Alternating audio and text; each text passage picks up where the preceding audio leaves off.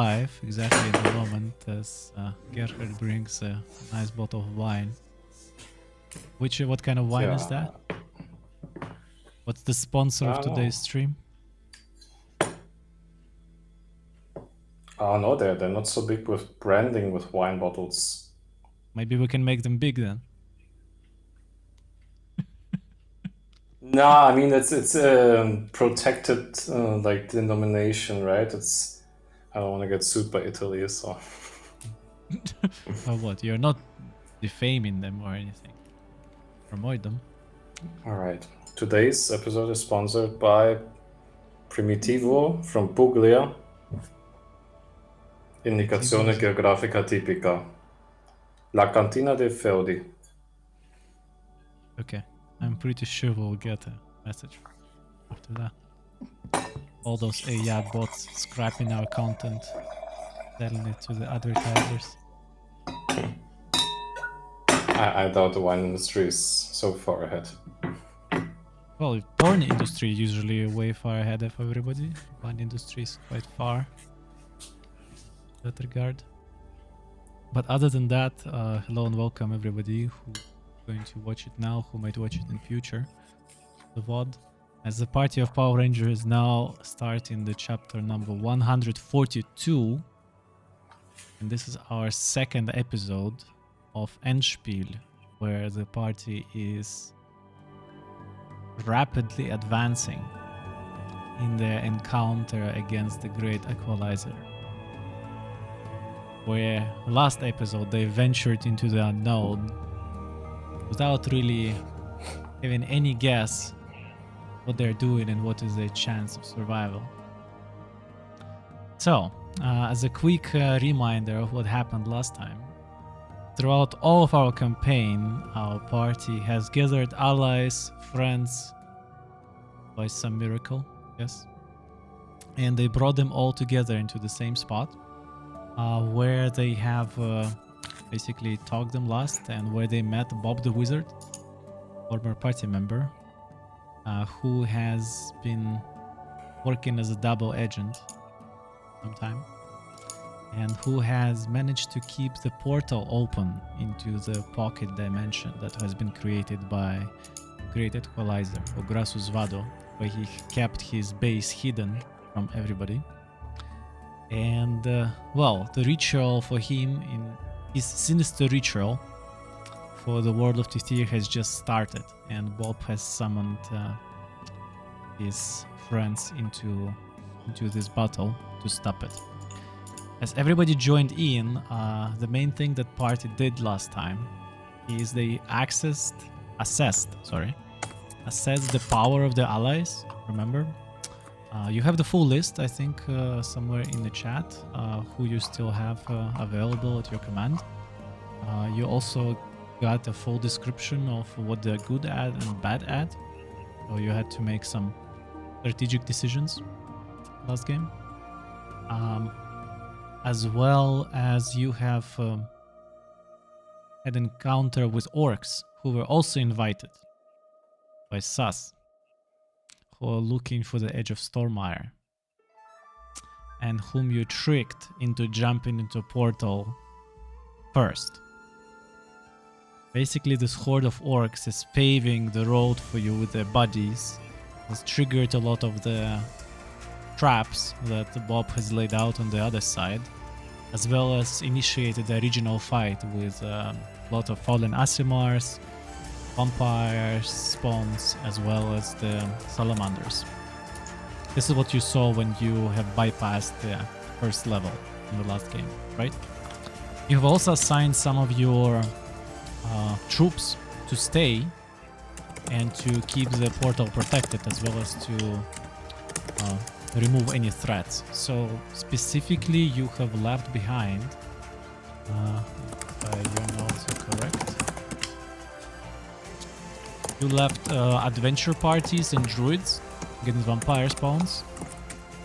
You left tieflings against salamanders, and you left dragon to disperse the flying Asimars, which were there flying in bunch and causing havoc from above. Right? Cool. So, I think now you can open the... If you open your character sheet.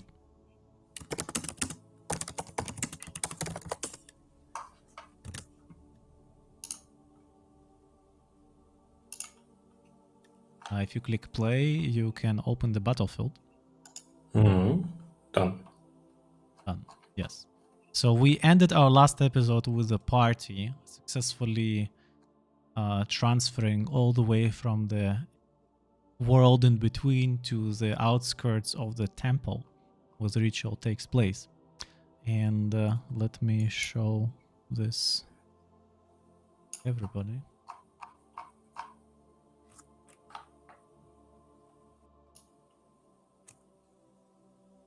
Good. I also have the map on the stream.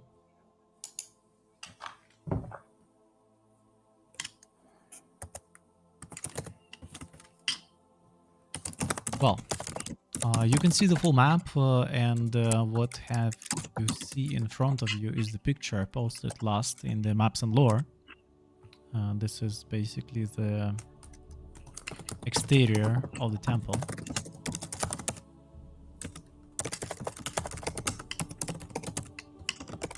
Peaceful.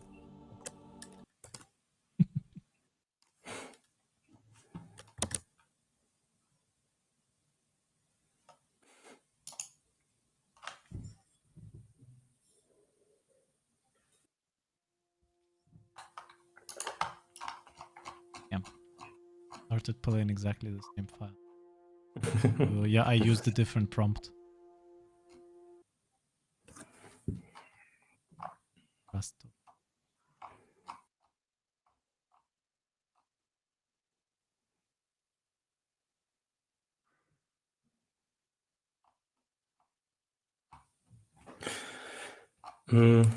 In the meantime, I thought maybe we want to increase the chances of the parties we leave behind against His Highness and give them 1 or 2 lower spell scrolls, like just to make sure they survive better. How about that? Okay. Well, that's Yeah, all up to you. Okay. So I thought we might give them like the Entangle and the Web spell scrolls. Why? If you look at the map, we have like this bridge, right? And it's... So we were thinking of maybe leaving the pirates there. In case we do, we can leave them at the lower end of the bridge. And before them, mages could use those crowd control spells. And Entangle and what was the other one? Web. They work well together. Like, it's really difficult for any melee troops to get through those, or would make them easy targets for cannons, I suppose. Okay. So it's like so 2 level 2 scrolls. I would like to remind you that ahead of you can see plenty of corpses of the fallen orcs, which were now decimated by what appears to be a mini army of raven mercenaries, together with automaton constructs, a dog-looking like creature, and that all are led by His Highness. So you have technically 3 troops you need to handle. So, whom would you like to designate here and how? I think Sas had some notes about it, but I don't know if those were final or his suggestions. Yeah, I have 2 candidates, Tritons and the SAS people. Because Tritons are pretty good tanks, and the SAS people, especially Dr. Ravage, already has experience fighting His Highness. He was with us last time. So they should manage. But they need someone else. They need like 1 more. Yeah, we need to leave 3 squads.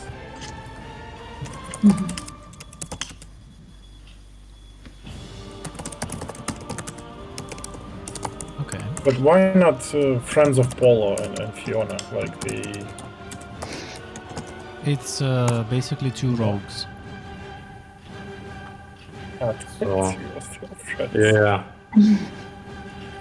I think rogues are more single target damage, so not for many enemies.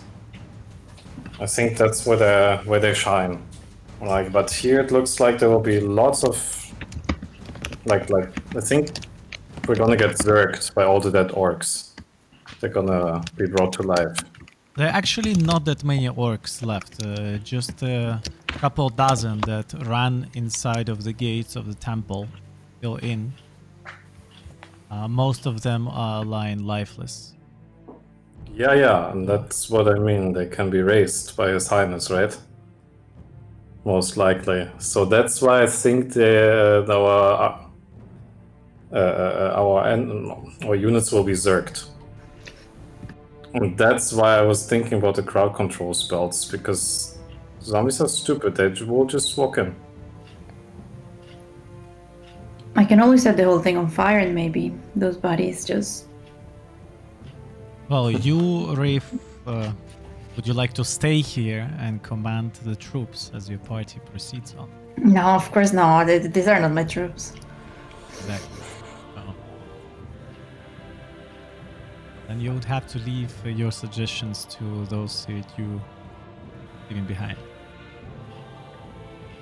Okay. Yeah, let's leave those people in another party, but whom? So who would it be then? So we all agree on the Tritons, right? Cool. Then Yes. there was suggestion of sus people plus Dr. Ravage. That's new. Yeah. Yes? So that would be one mage and four, like one group of adventurers. Yeah. Yes. Do they have a cleric in there? No. Okay. Okay, They let's all want think to about... become like sus. Do they have holy water like usually with them? Sus. Holy water from the Temple of the Deep. Of course they have. Okay. We can also equip them with some. That should be fine. Yeah. So then question would be, do we also want to leave the pirates? Like... Okay, so it says no. So what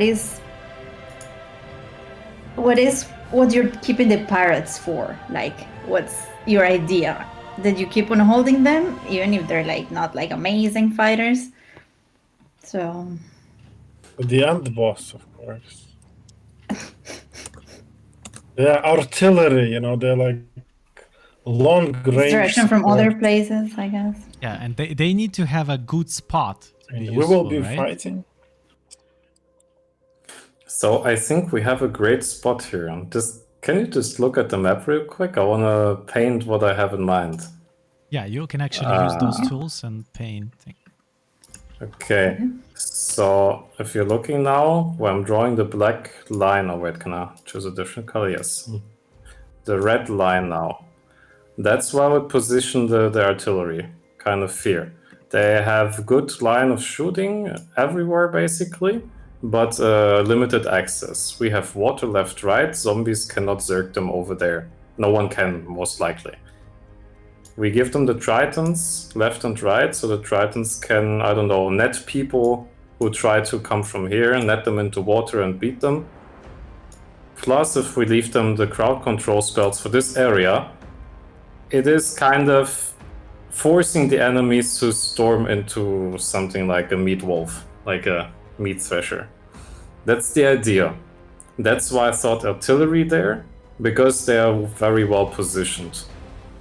Of course, maybe this works with another unit, but I'm not sure which unit has good firepower on long range.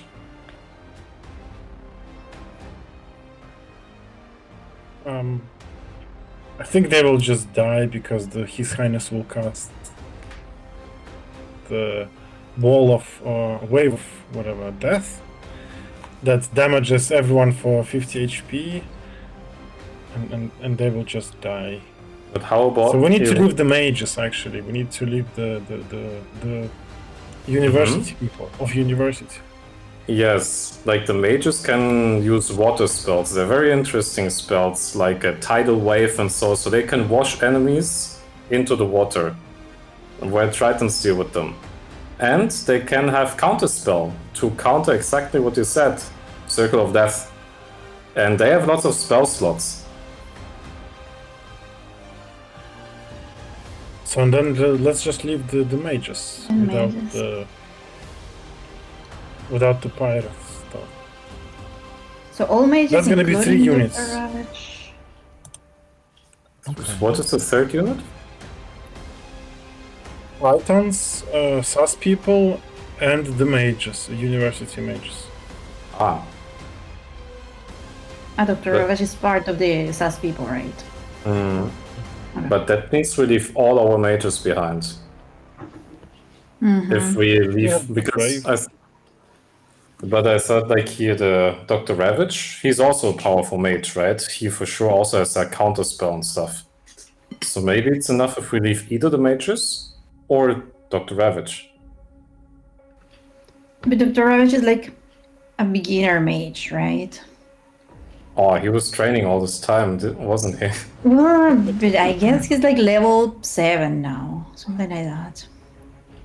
I don't know. What do you think, Sergey? Like, what can a level 7 wizard do? Is he equipped for such a fight? No. Well, if it's not university mages and it's not pirates, then it's polar people. There's no one else, literally, right? There's no one else left to pick. Thinking about it.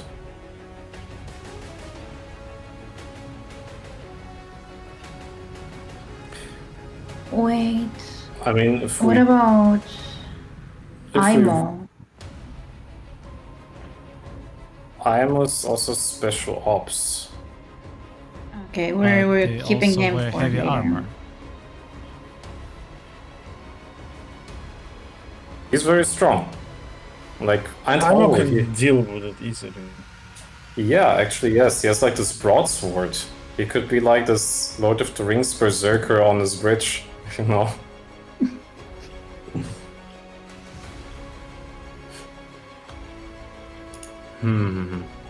Yeah, maybe. Maybe it's better. Okay, Then the, it's Tritons, Dr. Ravage and SAS, and Imo.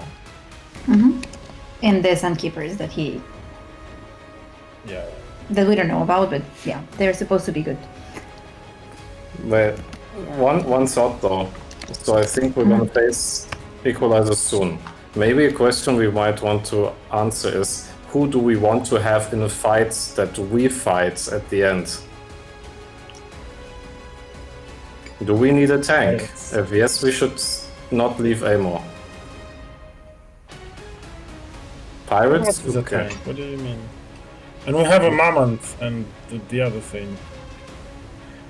Tank. Yeah, that's true. But you never know what's coming.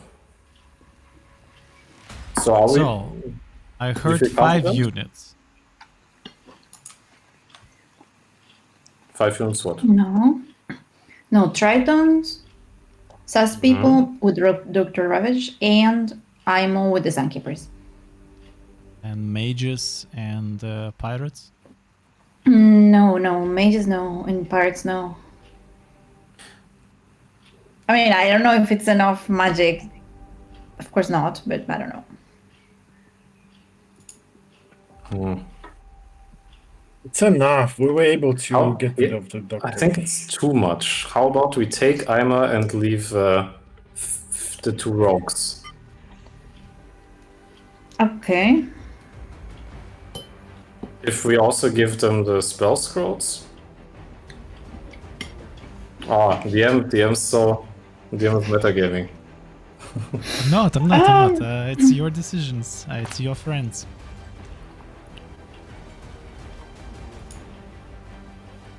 Your allies.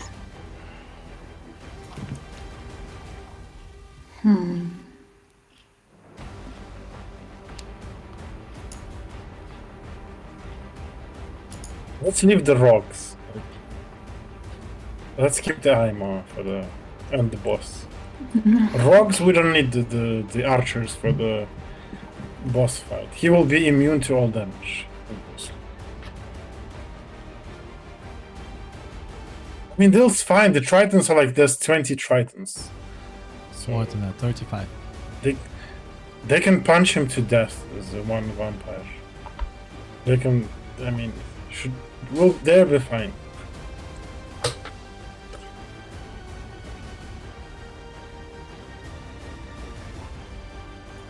So Tritons, sus people, and the super stealthy sneak attack. Fiona and Balor.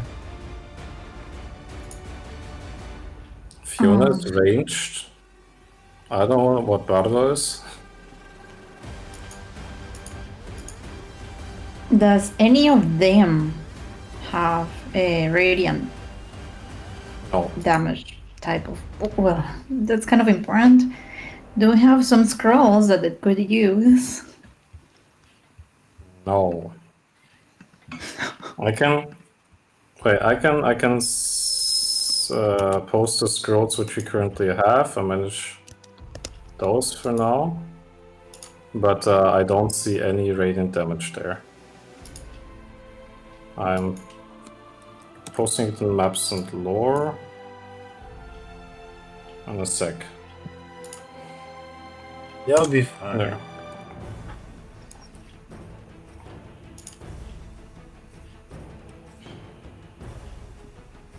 Yeah, I heard the spell Forbiddance was given to Dr. Ravage. Oh.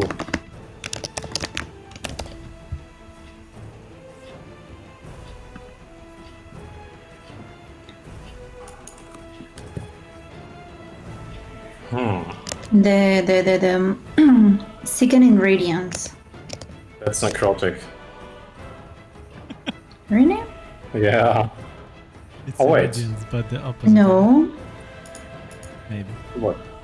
Is it radiant? I mean, it is. 4d10 radiant damage. Ah, right, you can choose in the spell which one it is.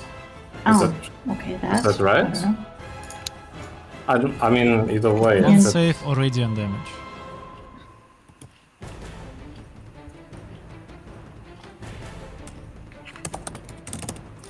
I only see radiant damage. Really. Yeah, yes, it's a radiant damage, yes. Concentration, 10 minutes.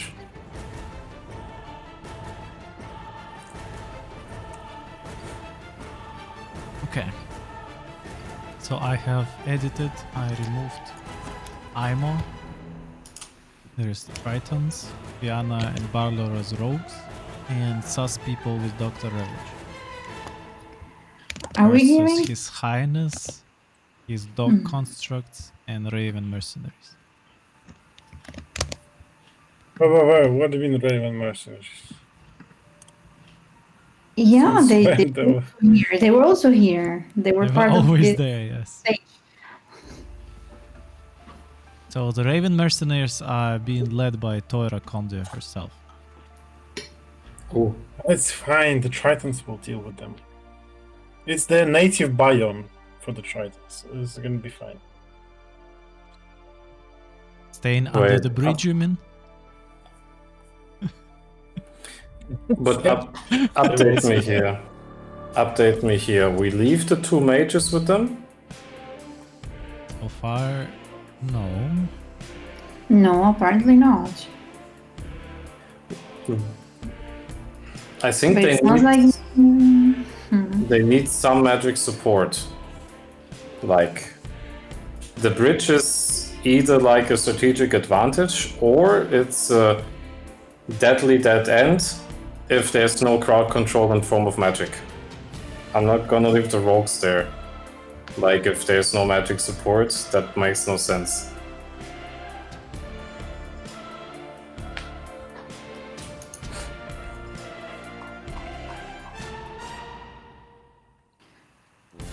I mean, I have a problem leaving just the mages here, but then we're gonna be the only mages for the next stages. And that's also true.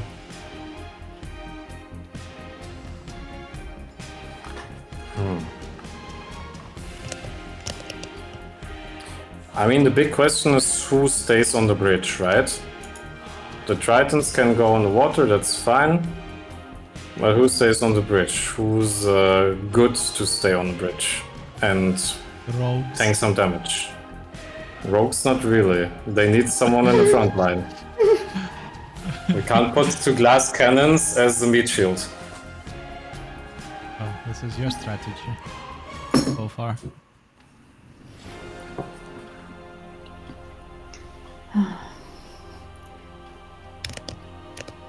Yeah, I mean, if the vampire lord wouldn't be here, then it would be fine. But well, and the constructs kind of. Nobody called in for Paladins of Valor. Resentar. What? What do I you thought mean? we had didn't said that we called Risantar. recall Apparently Reason? he never, yes, but he didn't join. That's what we got. Yes. Don't You need to watch that episode chat? again. You need to watch that episode again. You specifically said that you don't want any Pelor people around. Yeah, but I that didn't does say not that. I include really like Reason that. Tar.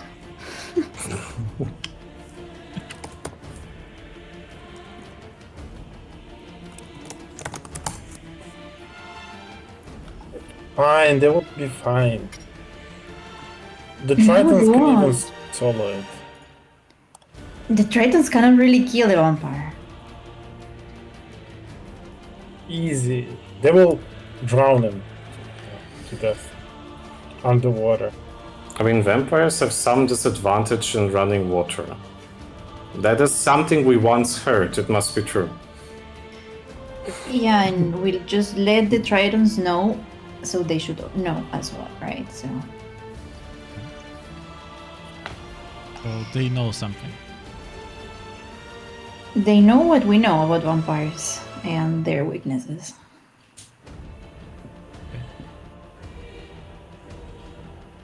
I mean, if they knew something more before, nice, but probably not. Who do we leave on the bridge? Maybe we should leave Aimo and the Sandkeepers there. Oh my god, we're again. Yeah, like we need someone who can tank there.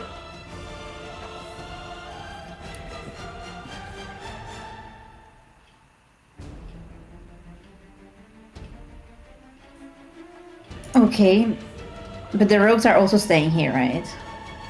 Just leave them your artifact that makes daylight. That's it. You don't need anything else. Leave them the flowing, glowing sphere. They don't need mages. But then we don't have the daylight. Oh, there's no more vampires anymore. Why do we? Yeah, I don't think that is like super amazing against the equalizer. Oh my god, okay. I see Maldov.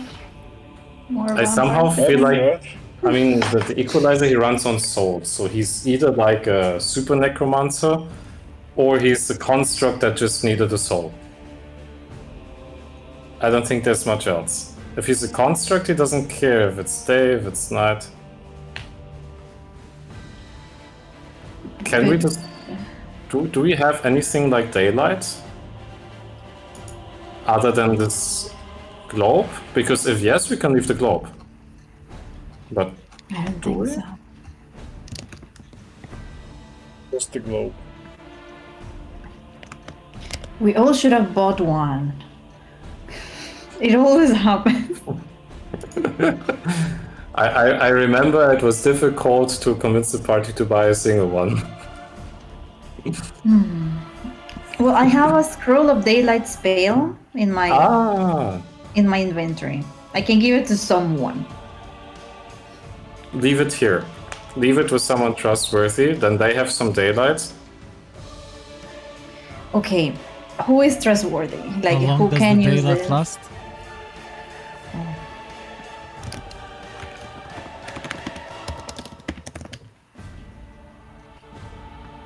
I guess that's everything, probably. Oh, 1 hour. 1 hour. What? 1 hour. So we can cast it on our way through. We cast it while running through.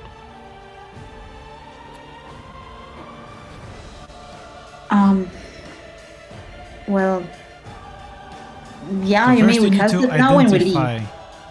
Yeah, so before you leave, you need to give me the final list of those who you leave behind. Everyone say Okay. goodbye to your friends. So we don't leave the pirates, we don't leave the university mages, but we leave the Tritons, we leave Amor, and we give him the daylight spell. Is that it?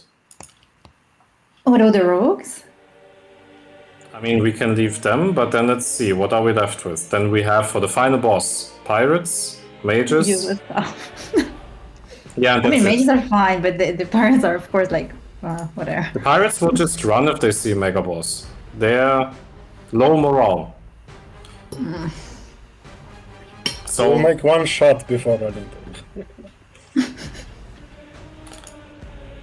So yeah, if we go into the end boss fight, we will only be left with... no, we will have Dr. Ravage and Sastrinis, 2 mages, and the pirates. Wait. The sus people, or we're gonna stay here all along? Together with Amor. Yes. Okay.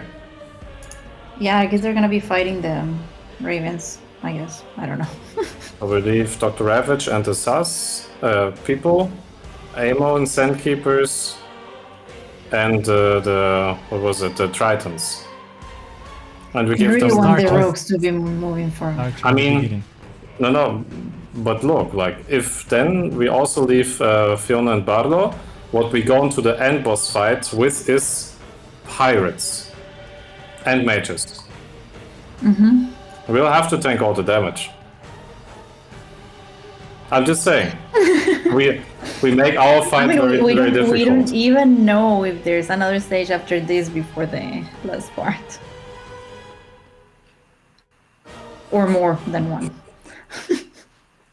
There is this Some words of sword wisdom in master there. guy. The So blade. there will be one master. more stage. Blade master, yes. Definitely doesn't sound like a Amor challenge. Totally. No. This stage is very complicated. But we said we want to... Last time we said we want to send Amor against the Blade Master, because Amor is... special. Yes. So we leave Tritons, Fiona, Sus. And we go. Let's go. We need to just leave 3 squads. And give them the globe. And that's it. You can also leave more, just like you did in the previous stage. You left 4. No, I mean, Oops. we don't know what's ahead, right? That's the problem. We have to think more carefully. But I mean, I'm kind of for the selection. So there was the Sus people, there was Amor.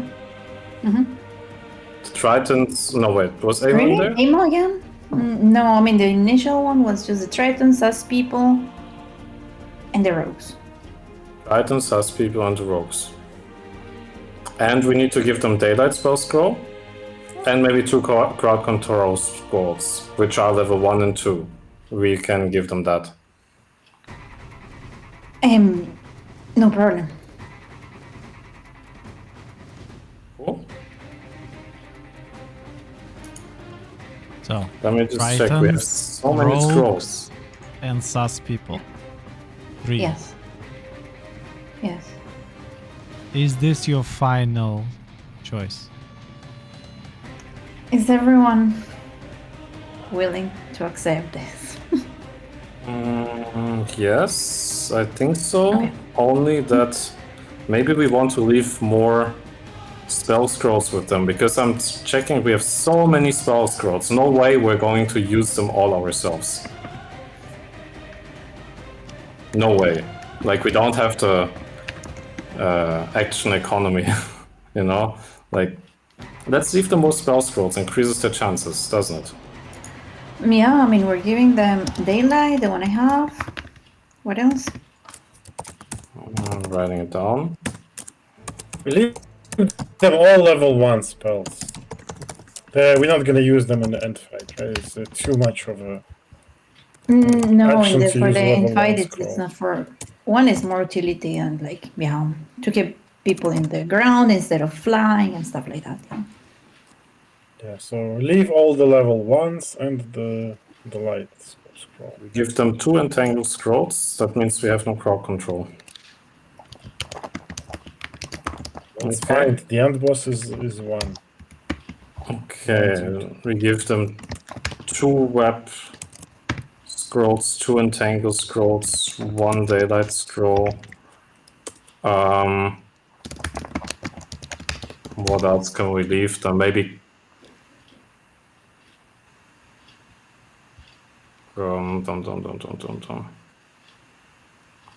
Oh, wait a second. There's something wrong with the list. There's some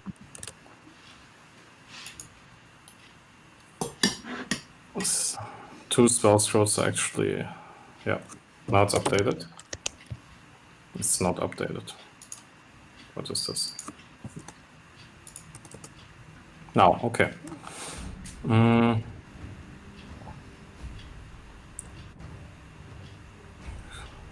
Do we give them the fire shield, maybe? Maybe that will help. No. Okay, no. No. Just give them all level 1. We're not gonna use them. Okay. Caustic brew. Earth tremor. What does it do again? Some bad terrain, something like that. Somewhat. It crushes the bridge. Yes, specifically for this biome. We don't want to crush the bridge. We're not sure if everyone can swim. Can the SAS people swim? Was that included in the training? Everyone should be able to swim. Okay. Tangle, caustic brew. I wouldn't leave all level 1 spells. We have 2 times Shield of Faith. I think we can use that. It's a free 2 AC without giving up concentration. Okay, keep it. Okay. So I have added the icons of the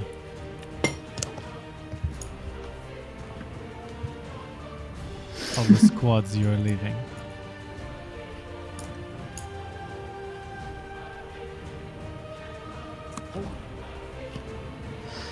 Yes, it looks like a very poor group, but I mean the Tritons are 35, so it's fine.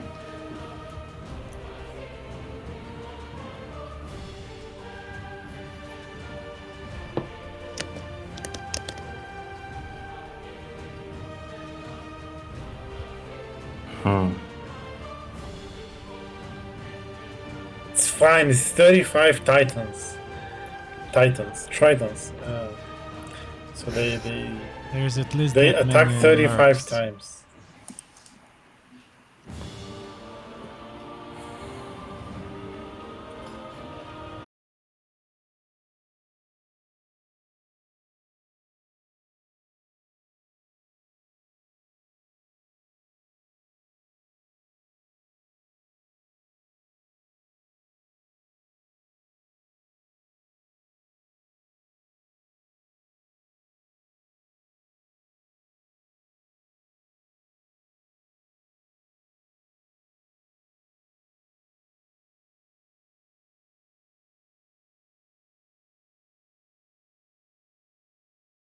Okay, a blessing and let's go. Yeah, blessing. Let's leave them some holy water just in case. That'd be good. Checking. Anyone has some holy water left? I should have. Wait.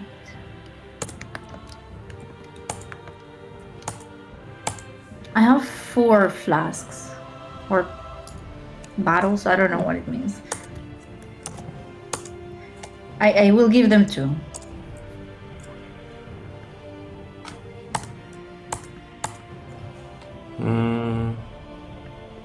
Okay, let me check what Farwood has. I think Farwood has some more. Oh, he doesn't.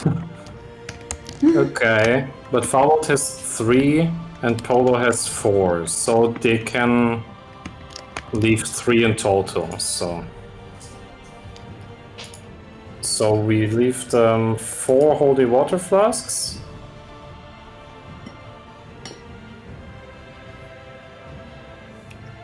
Nah, Yeah. let's leave them 5. Farwood leaves them like 2 flasks and Polo 1. No, 3 flasks and Polo 1. Or somehow like that. I'm deducting it.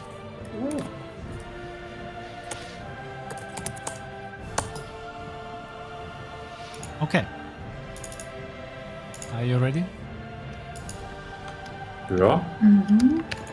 Well, as you give your orders, you notice how Tritons, they are sitting on their position, and how Dr. Ravage and his people and the rogues are kind of staying behind their backs as they're attracting the attention of the troops as you are rushing all the way through, trying to evade and dodge any of the attacks directed at you as the guardian dogs and his highness. They are now still in the midst of the battle. There is a rage and death inflaming in their eyes. They've just massacred dozens and dozens of orcs who managed to get to this level. So for them, seeing a larger squad definitely kind of is of more importance in the heat of a battle than just a group of several individuals. Including, of course, the squad of pirates who are, silently passing by, Pass without a trace spell. Yeah, as you're running all the way through, you hear the first incantations of battle spells connecting as the Tritons are shouting something in their own language. As you run inside of the temple, and from the inside, it's a massive door which is like easily opens for you, and as you enter inside you can see the following.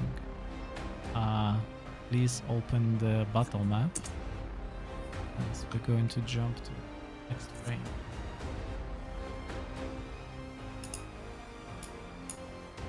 So this is the inners surrounding of the temple for you to take a look. Yes. And this is the time for the cinematics. So as you're entering the temple, you can see that it has a massive hall, massive tallness. Everything is kind of this dead, deep blue color all around here, as if somebody intentionally saturated this color in the air. And what you see ahead of you is just one single orc leader that was rushing after the Edge of Stormire left around, and he seems to be running completely crazy and blind, just straight. You can see that the corpse of 2 shamans is lying there by the door, but he doesn't seem to notice that he is left completely alone. As he runs all the way to the middle of the building, he shouts, "Where are you hiding? Come and face me!" As he turns all the way around, and as he points, here you are, you can see a fast shadow attacking him. You can see how the orc war chief is deflecting a couple of blows, but you can also see the sparkles, how several hits get to his armor, and as they make all those sparkles. A second passes, and this dark shadow distances, makes a couple of steps behind the orc. You notice that the orc is now missing a limb, and he has been pierced through his through the chest. He sees his wounds and rushes forward with one last battle cry. The shadow steps into the light spot in there, as it with one graceful movement decapitates the orc work chief. This is how it looks like. You can check maps and lore for the picture.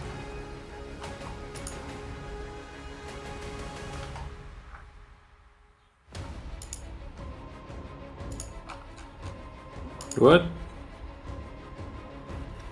Nice. Some metal guardian construct thing. They're Your all you constructs. can hear a very metallic voice echoing in the building. Your presence is not authorized. Elimination protocol enabled. And as he is like shaking with a very human-like movement his blade, and as the body of the orc war chief collapses to the ground, you see that on the very sides, in the next to the columns, you can see a couple familiar looking faces. As this smiles in the darkness, you have recently witnessed this all the way in the depths of the pit of malice. As you can observe, several dozens of droll walking out from the shadows. That's why we So- needed the globe. So currently, the fight is going to be continuing the following way. So who is left by your side? Pirates. Pirates, Mages. mages, I'm and Imo. So these three remaining squads of yours are going to now engage against 4 units of Drow. Meanwhile, you would be engaging the Lord of the Blades.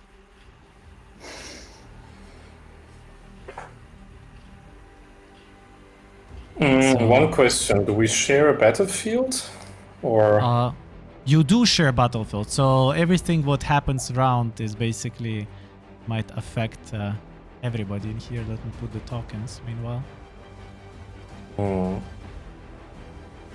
Because I'm just think we need to use this daylight as stripping globe. Probably we should give it to those who are fighting the Drow.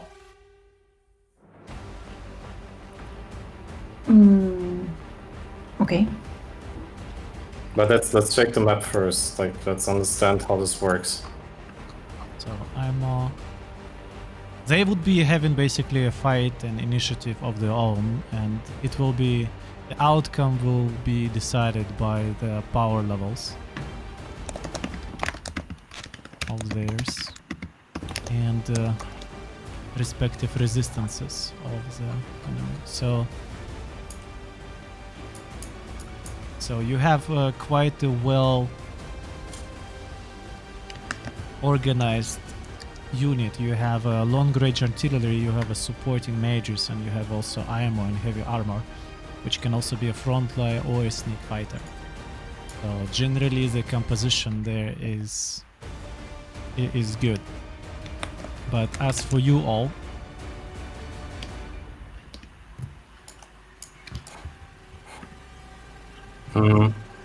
Small reminder, I think we also have the rogues, Fiona and Bardo, right? Don't see them on the map. they are left behind. Yeah, they were left behind. Did we?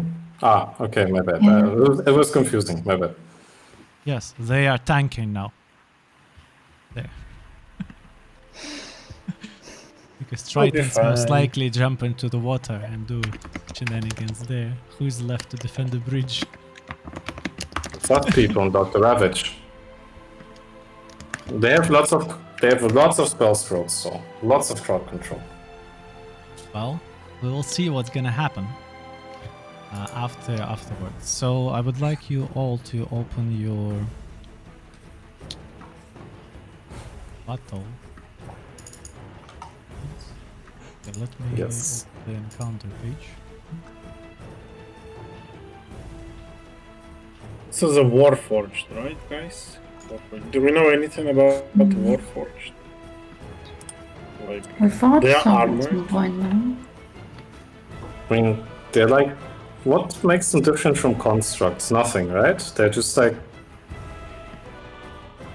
they're constructs. Yeah, they right? just have souls. They have souls. Yeah, That's the yeah. difference. Okay. So they have something like in their own will, something. So I think they are probably good against fire, good against lightning, good against physical damage. It They're looks good like he against can many fly, things. right? Do we have heat yeah. metal spell? One thing? Heat metal. I mean, the thing is, maybe he doesn't care if we heat him up so much. Idea of heat metal is that someone drops their weapon, right? Well, Or the it can also armor. be cast armor, yes. And Okay, but Warforged cannot be taken the armor off. So I don't they know are what the armor. happens to it. Yes. I would like you all to roll me the initiative. Okay, there we go. No. There we go. Easy. 17.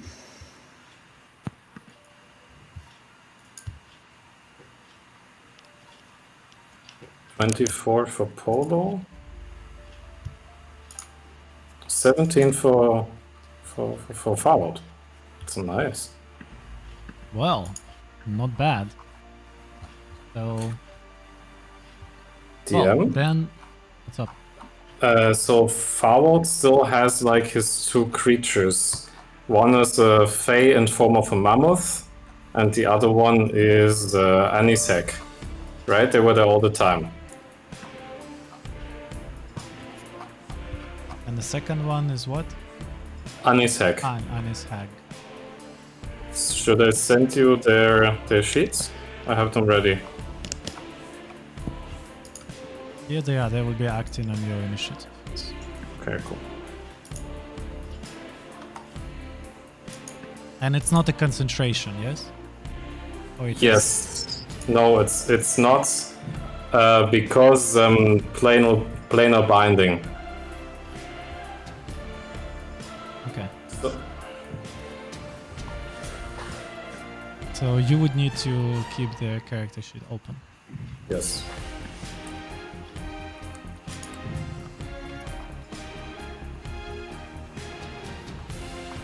Okay.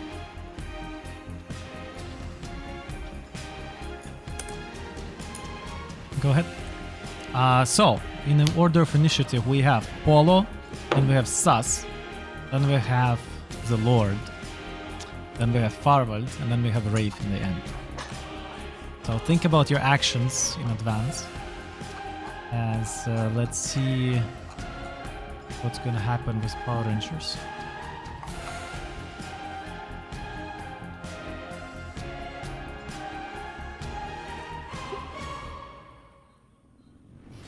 Polo? So you can use your ruler, basically it's 80 feet until Farwald.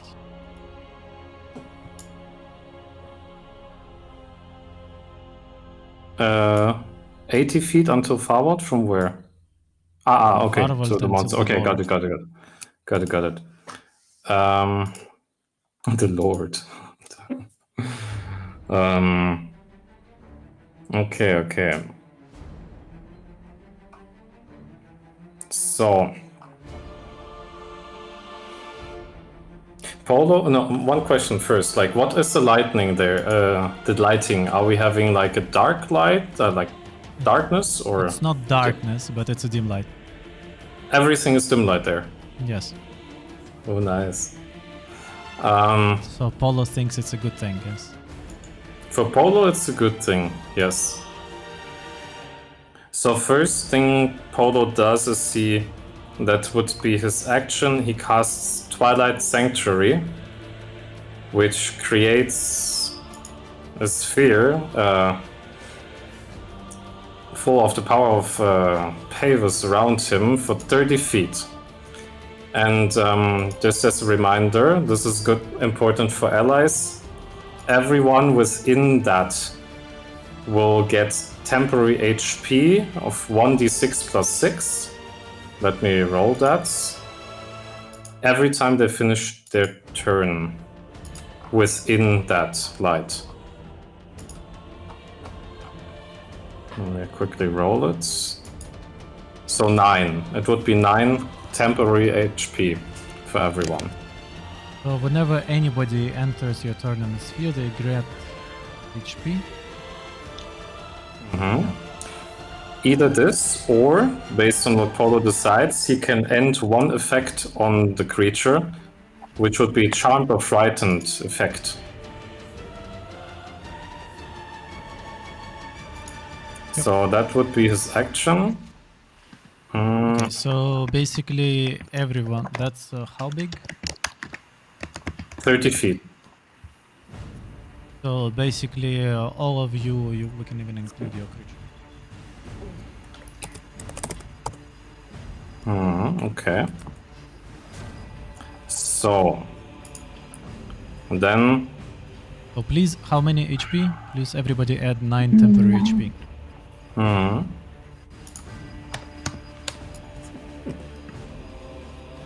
How to add temporary HP? Ah, that's all.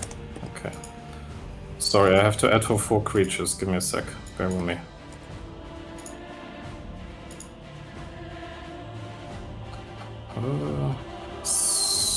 So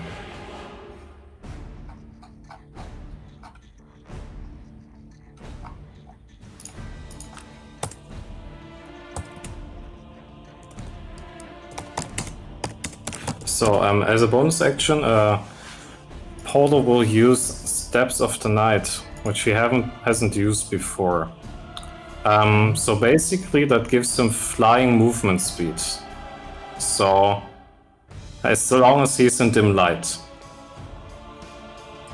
So you see Polo walking up into the air, hovering over the party, so being not on the ground anymore.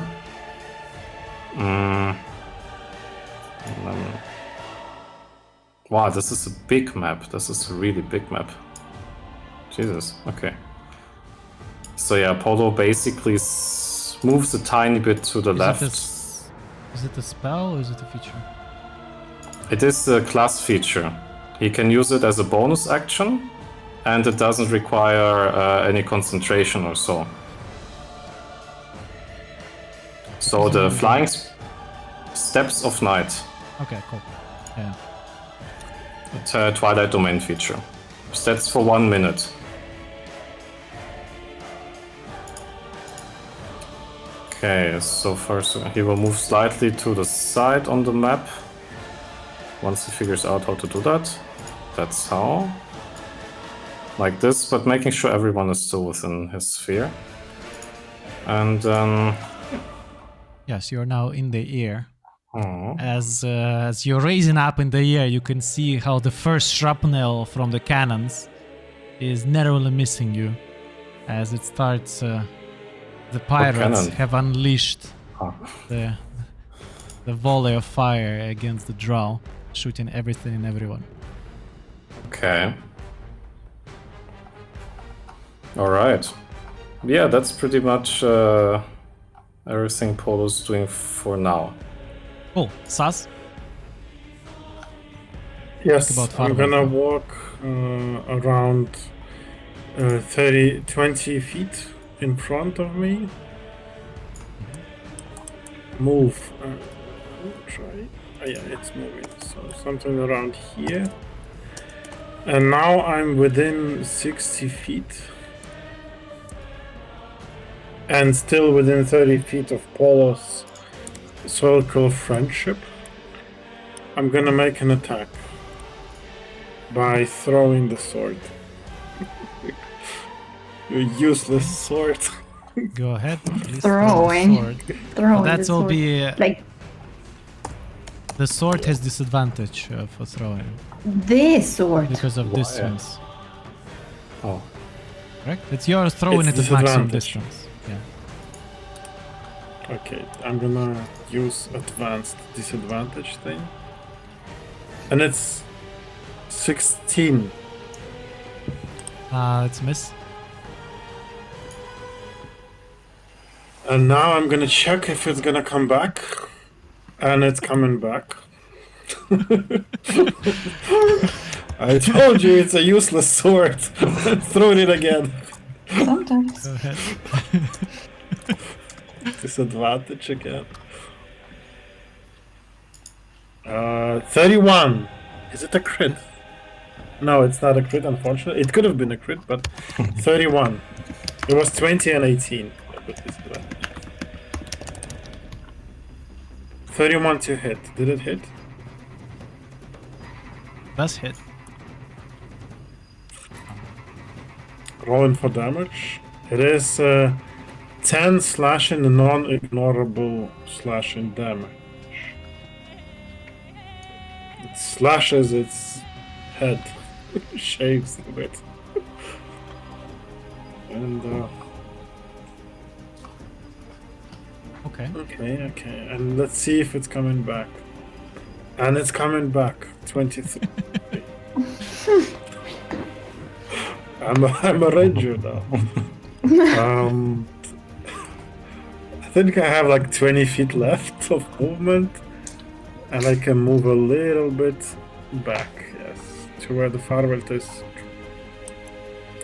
That was my bonus. That was, yeah, 2 actions, 2 attacks. Okay. So as 10 damage. as a reaction on your aggressive action, you can hear this rumbling of metal inside of the mechanism as it seems to be changing gears into a different mode. You can see that behind him, somewhere from the back, there seems to be emanating some kind of like fire. And if you would be present in nowadays, you would know that this is some kind of like propulsion engine that pushes him in the back, accelerating him. Stage 2 already? What? So low HP.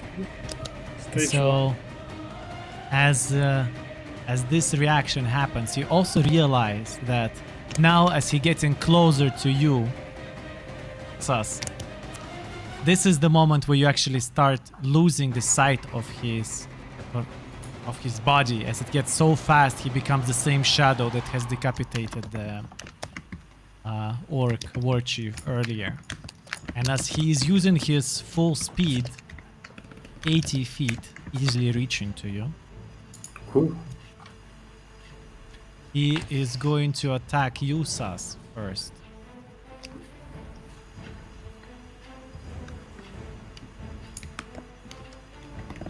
That was... Yeah, this is just his legendary action on your attack, not his action.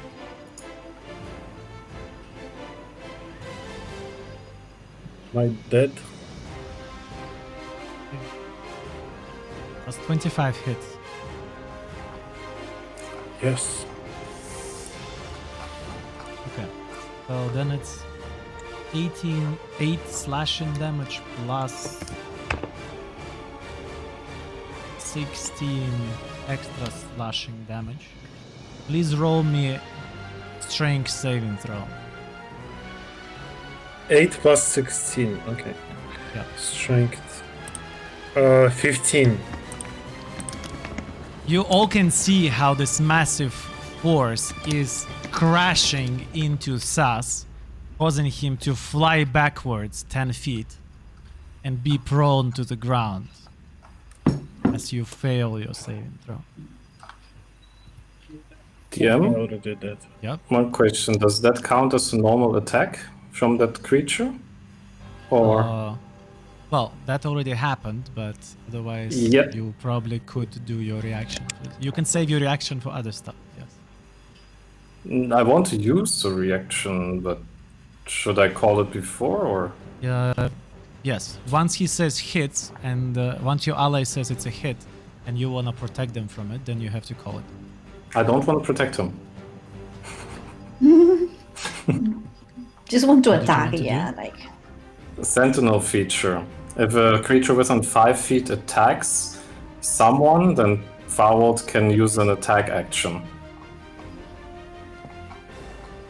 It's a reaction you're using, right? Yes. Yeah, you can do that. Absolutely. Sentinel is that's why it's created. Technical question. Farwald has 2 attack actions. Does this apply here too? This is Like- just a single attack on the reaction. Okay. Okay, so then it's a normal attack for Farwald. 1 second, that would be with his... Where is it? There it is. Packed Hex Weapon Longsword. Does 19... Ah, no. Oh yeah, does 19 hit? Nope. Okay, then nothing happens. Well, it hits, but you are not able to. You only scratch his armor, as you seem to be hitting one of the blades, which his wing-looking like things behind his back, extracting and kind of like catching your blade off guard, almost breaking your shadow blade, if that would be a normal metal. That's what happens. So, Sas, you're being pushed away. Farwell tried to protect you.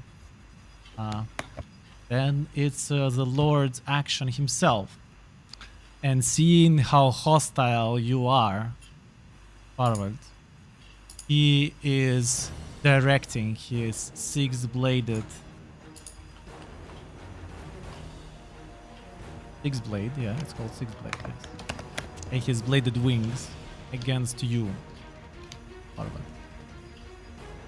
So please remain calm. It's a crit. Wait a second. Remain calm, it's a crit. I didn't mean that. It just happened, but it's a really cool narrative. Well, why I didn't say remain calm is that you used your reaction in case you wanted to use your combo of Levistus. That wouldn't be possible this turn anymore. Okay, no, Farwald once had the adamantine armor, which makes crits against him impossible, but he doesn't have it anymore. That's why I said, wait a minute. Okay, crit hits. What's happening? Okay. So it's 16 plus 10, 26 multiplied by 2. It's 52 damage. What type of damage? So 32 from slashing and 20 from force. Force. Okay. Yeah, then I guess it happens. 52, right? Yep. Damn. That was his first attack. Sure. He wields his six blade again, but this one it's a critical miss. It's 1. So I guess he was surprised by the fact that it was so easy to avoid your guard of your shield, that his return movement wasn't that successful. So therefore he is going to use his wings to make an overhead hit against you. Does 17 hit? Nope. Nope. Oh. That is that would be his 3 attacks, yes. That's all for now. Okay. Farvel, your turn.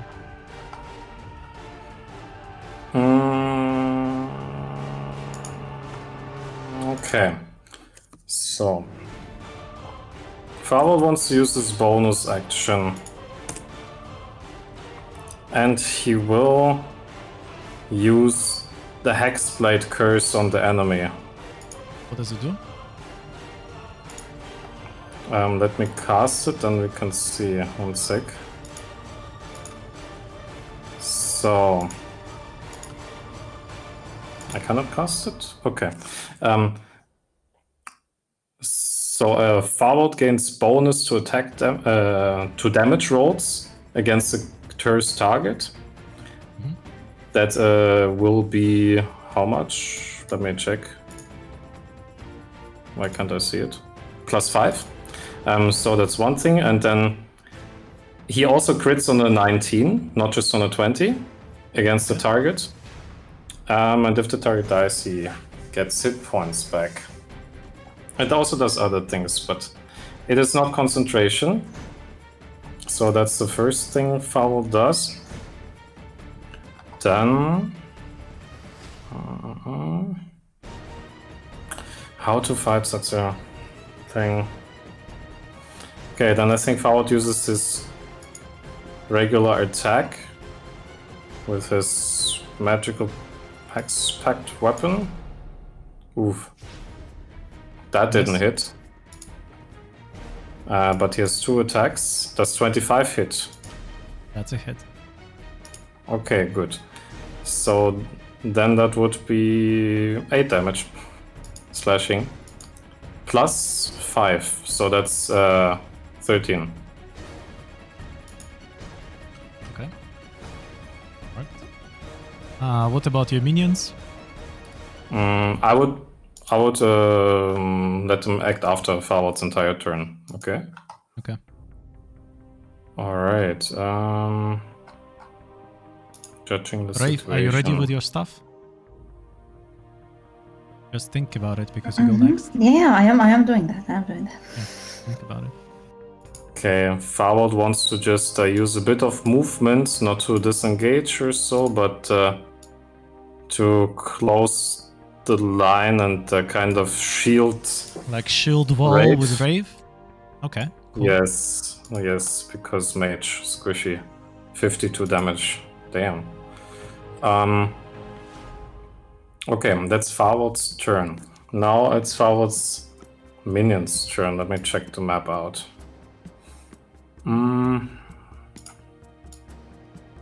Okay, that's nice. So the mammoth has a speed of 40, and it will use that speed to storm towards that creature, which is 24 feet away. Probably jumps over Sas, hopefully.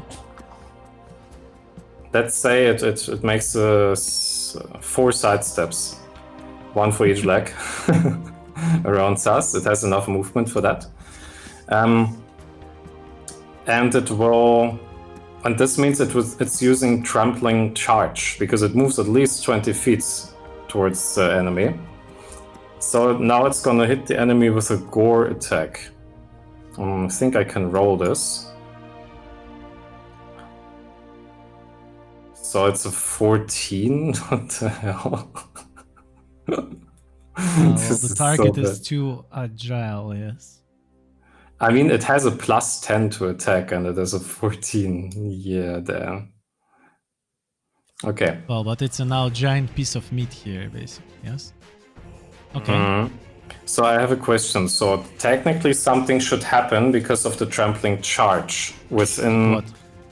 What? So it means if the enemy is hit with a gore attack, then the target must succeed on a DC 18 strength saving throw or be knocked prone. Does that count as hitting when the... or not? Well, he didn't hit him, so nothing happens. Okay. Good. Change of plans. So I think Mammoth actually storms all the way through the whole 40 meter so that it kind of is behind the Lord of the Blades. Yes. So it doesn't leave really the fighting range. Yeah. Yeah, exactly. So that's the Mammoth. And then we have the Annie's Hag. Hag, which is about 30 feet away. Okay. So Hag. Yeah, so the... Okay, so let's say the Hag just moves in. Straight, let me move it quickly. There we go. All the way. That next In melee to range. Farwell. Yes, melee Okay. range. Next to Farwell, Um, okay. Yeah. And then it attacks. And it uses multi-attack, which means it has 3 attacks. One of them is a bite. Let's see if that's... Oh, it's a crit. That's nice. So it's only 4 piercing damage, though.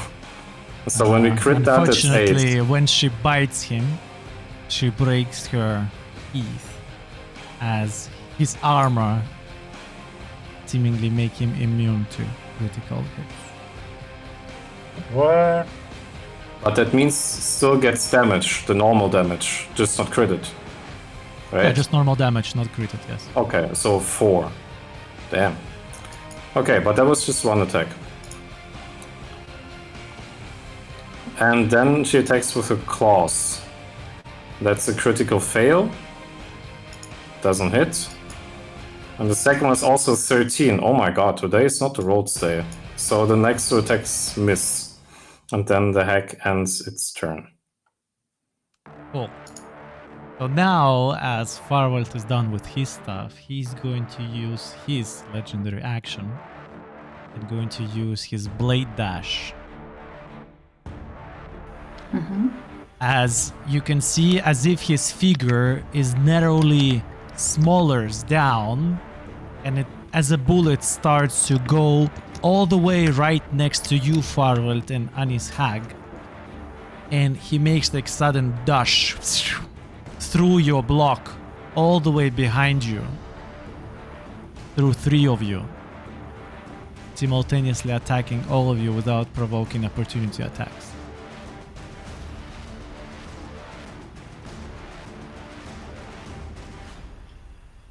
So he makes only 1 attack, which affects everybody.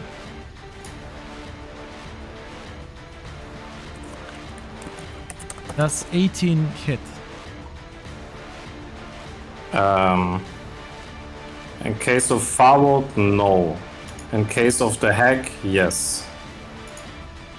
Rave, that's 18 hit. Yeah, of course. Okay.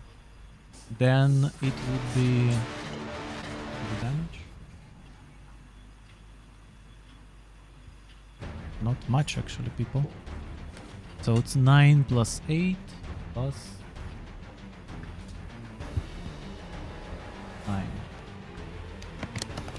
So it's 27 damage in total. Rave and Anis Hag would need to make strength saving throw, please. Strength. Yep. Okay. Okay. 11. 16. So, Can I use the reaction already? well, you both fail. You're both being pushed all the way down to the ground. So you're both prone. Yes, you can use a reaction right now. No. I use the reaction.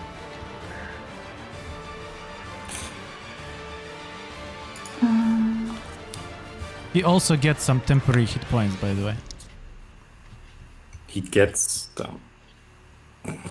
Yeah, from the Holos here, doesn't he? The enemy? No. Well, it says when a creature enters, not the creatures of your choice. Wait. Just reread it. Yeah. This is But how that- we used it in previous fights. Okay, Rafe, your reaction is damage. Fight, yes? Just to make a dex Yes. save. Yeah. DM. One thing, it actually says Twilight Sanctuary, it says you can grant the creature one of these benefits. Paulo doesn't. Ah, okay, then it's of your choice. Then it doesn't happen. Okay, Rafe, what's the damage? He failed. 20. 25 damage. 25 damage. All good, all goes. You overcome his resistance with your feet. Yeah, nice.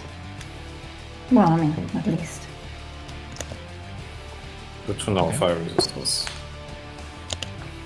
Yep, so that was his turn. Now it's Rave, your turn. DM, I have a feature question. Go ahead. Again, Sentinel feature from Farworld. It says that creatures provoke opportunity attacks from you even if they take disengage action. So does it mean Farworld has It the doesn't opportunity? take any disengage action, no. Okay. Damn. It's not a rogue. Rogues would be doing... Yeah, like I don't know what he used, so that's why I'm asking. Yeah, Rave, you're currently finding yourself 10 feet away from him, seemingly to be out of reach for most of the enemies. Prone on the ground, and you just used your first spell against him. What do you do?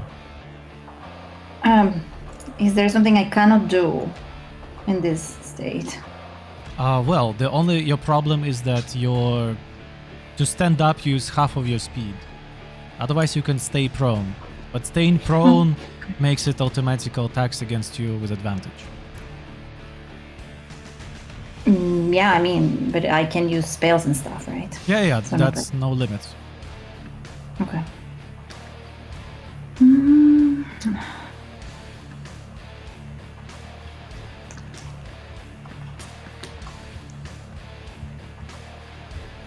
Sas, you ready with your Yeah. stuff?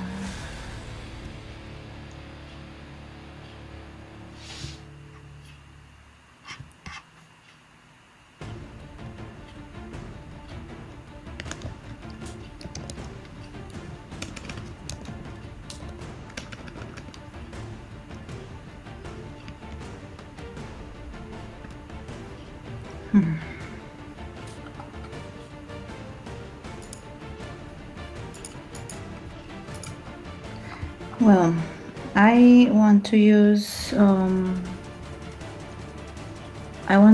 2 sorcery points for a quicken spell as usual. Okay.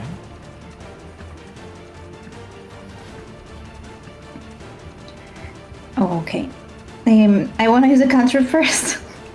Okay. Yeah, I want to use Blade Ward. For yourself? Okay, cool. Yes. Smart. Scared. Yeah. Well, fear makes you live longer. That's one of our core instincts. Right? Ish. Okay.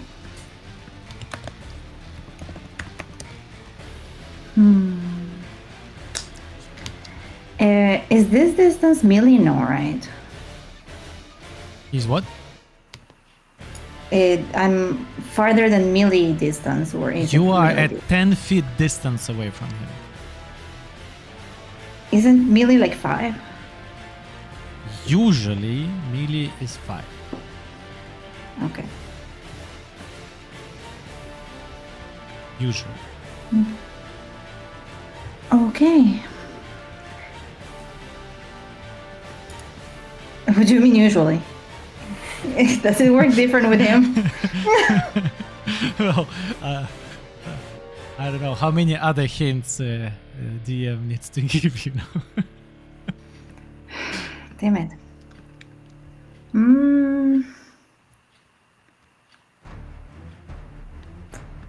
No, I just don't want to use it. Okay, no, I'll try.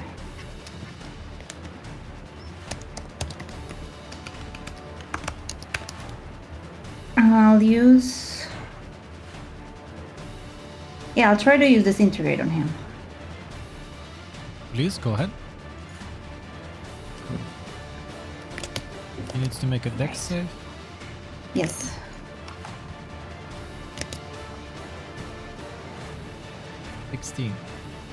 Fail? He doesn't make it. He fails, so it's 81 force damage. Oh, Force damage. the Dex guy Yeah. did made the Dex save.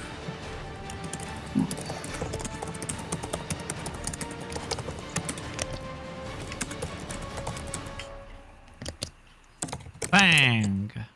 That's definitely... you can notice how some of his blades are being currently corroded as if they've been placed in the water and been lying there for several years. As they're immediately getting rust and turning some of them into dust. That's definitely been a noticeable hit. Okay. And I guess I can move half of the movement according to that because I use half of it to stand up. Have to stand up, or you can use. You Yeah. can just try crawling with full of your speed. Yeah, I'll move a little bit behind Farwald. Let me check. Yeah, I think I'm gonna move over. I mean, there is supposed to be like still like some fire there. Like he cannot really see me moving. You can. Well, then I will not move because he can attack me. Okay, then Rafe is done. Yeah, I Yes? thought there would be like a lot of commotion. He wouldn't know where it came from. Well, from me, yes, clearly, but okay, whatever. Well, as you finish your turn, he's about to unleash his rage at you. As he assesses the situation with the eyes of a warrior that has seen, maybe witnessed, and participated in thousands of battles. He sees that from all of you, currently Sas seems to be a person who is the weakest from you all, as he is lying down there on the ground. You're prone, Sas. From that original hit. So he would be coming close to you. And from a range of 10 feet, he would be hitting you with his 6 blade. With advantage.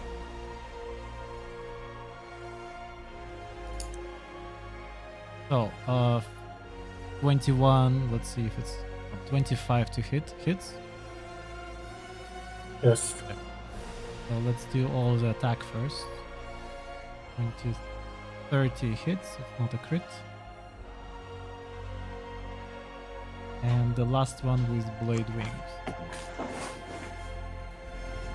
27. So everything hits. Count the Yes. damage. 21 plus 19, 40. Plus 11, 51, 61. Plus 7, 68 damage. You have 9 temporary HP.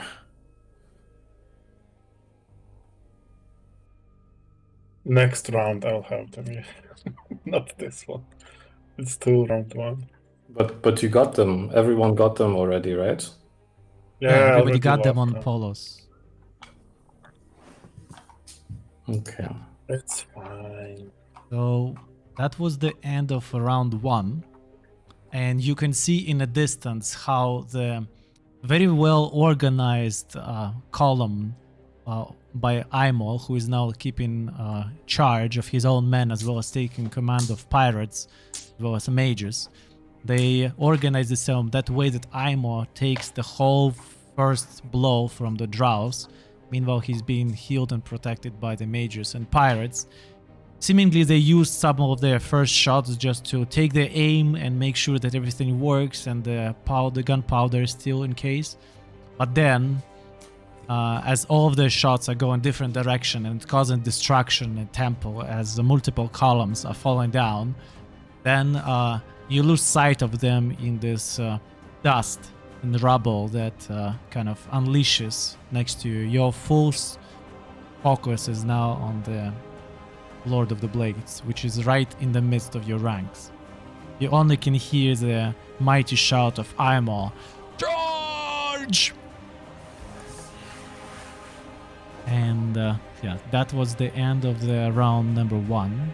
We are 1 hour and a half in the game. Let's go on a short pause, 5-7 minutes, and then we'll be back.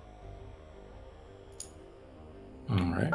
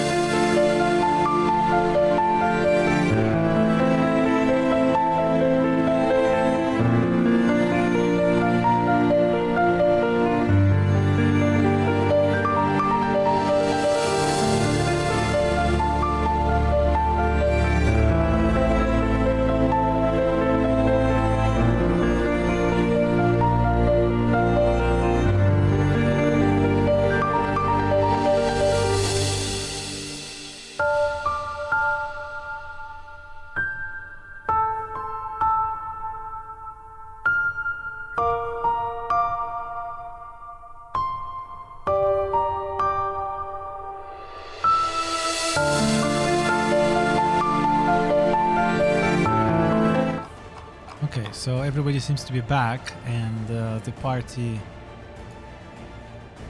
didn't strategize or didn't discuss their next steps yet, except that Paula is planning on using some protective words for the party, but that's a typical cleric job. What about others? Attack, attack, attack. Oh, Axe attacks. Axe attacks. Well, who is Axe in this situation?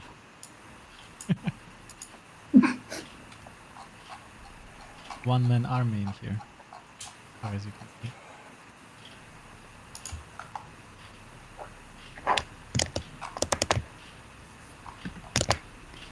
Also, guys, don't forget, you can see in the Maps and Lore channel, if you scroll up 1 to 3 messages, 4 messages, you see the whole list with the spell scrolls we have as a party. Yeah, don't, everyone can use them. That's correct. So any other notes? Any thoughts on tactics from the party? Anything you would like to discuss and share? So physical damage probably doesn't work well, unless it's from magic weapons, but not specifically well. Fire, only from Wraith, because she can overcome fire resistance, but other than that, no fire. A question, like, at first, the first round, when this thing moved 80 feet, was it actually flying or so? Let me check. Because it looks a bit like it has wings, but I'm not sure. It does have wings. It didn't fly. So it's on the ground walking normally right now. Right now, yes. Okay. Don't forget, guys, we have Earthbind. In case it flies. Okay. Currently, the only one who is flying is Paula. Actually, a good question. So it only says that your flying speed becomes flying, but it doesn't say that you are actually flying. Yeah, what does it mean? I always thought that you can actually somehow have some invisible. When I'm thinking Sorry. about your application of spell, is that you can, make some shortcuts and then Cloak of Arachnida link to the walls, but not actually stay in the flying condition. This is as Oh, of far as I course. read it. No, but I mean, if you think about like flying creatures with wings, their speed is described as flying speed. So flying speed implies that you can also stay in the air. Let me check. That's an interesting question. I can check again. Maybe I can find something. Where is it? You can magically give yourself a flying speed.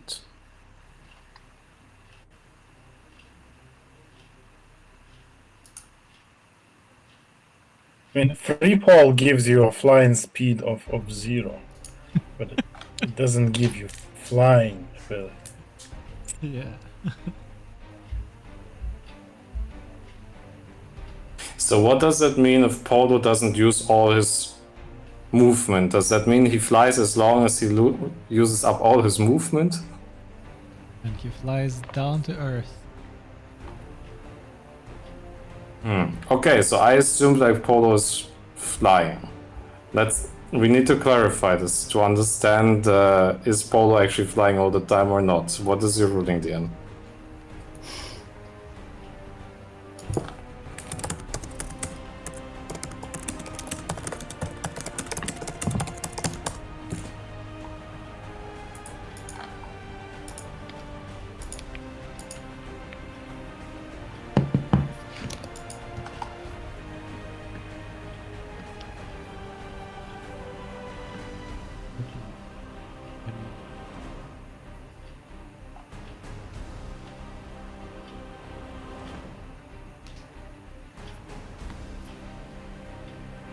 But does flying speed mean hovering in the air?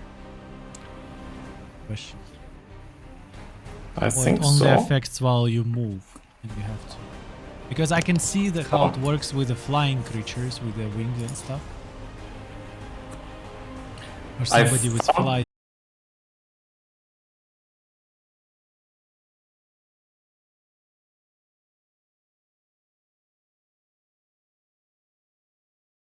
Well, please, okay, you started to strategize, we figured out this thing. Anything else you would like to discuss before we proceed? Round 2?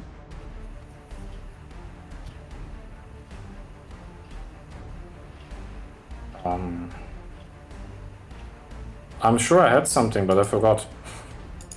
So let's Is proceed. throwing a potion into someone else, healing potion, heals them or not? Throwing Baldur's them. Gate, No. Baldur's Gate 3 thing? No. No. Good. Unless you have the Improvised counter weapon. of healing potion, then you just spray it all over them. Does it cause damage, like slashing damage or something like that? From glass from a potion? Maybe, yeah. Yes. Maybe gives them damage. Okay, so anything else? Any other questions before we proceed? No, I think we're good. Ah, yes, one question. So, the Lord of the Blades, he looks very big. Is he like a large creature, or is he larger than large? Just to understand the range he has. You could see him actually transforming his body. Because the moment he was actually piercing through your ranks, it looked like his body has condensed and became smaller due to its mechanical nature. So at this specific moment, he looks like a large creature, yes. Okay, so he was larger. He was smaller. He was medium. Once he was going through you, he became medium to make this maneuver, and then he got big back. So he can become trapped and get big. So Fouled is within attack range of him, right? Everyone who is within 10 feet within his attack range, yes. Okay. Oh yeah. Everyone. Except for Mammoth. And What except about for Polo? Polo. I think Polo is hovering in the air with 30 feet distance from the ground, right? So that his sphere still touches everybody. Exactly. Yeah. So that Polo is the only safe distance. Melee. Okay. So if no other questions are there, we can start with round 2. Sas, please think about your actions as you go right after Polo.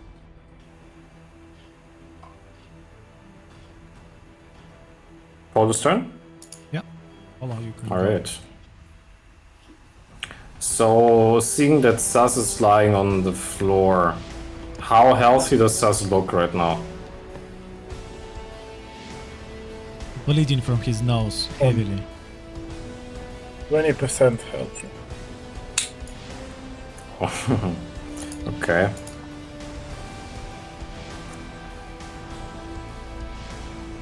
I mean, Paul can't really lift him up, I guess.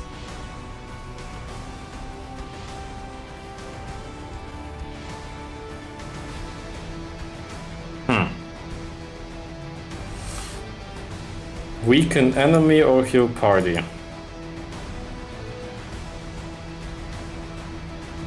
I cannot out-heal this guy's damage.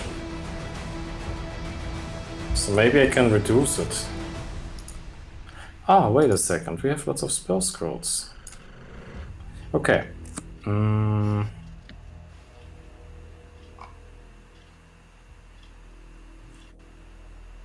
Okay, we don't have that one anymore. Never mind. Good. So...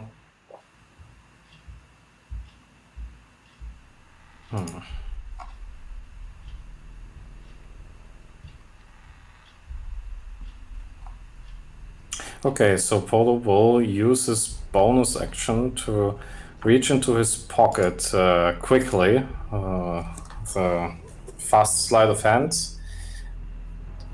He takes out a piece of paper that is folded and unfolds it. At the moment you see it unfolding, you can see there were like there was a big rune inscribed in there, and the moment it's unfolded, the rune is starting to glow in a silverish, whitish light, as you're so used to see when Polo uses magic.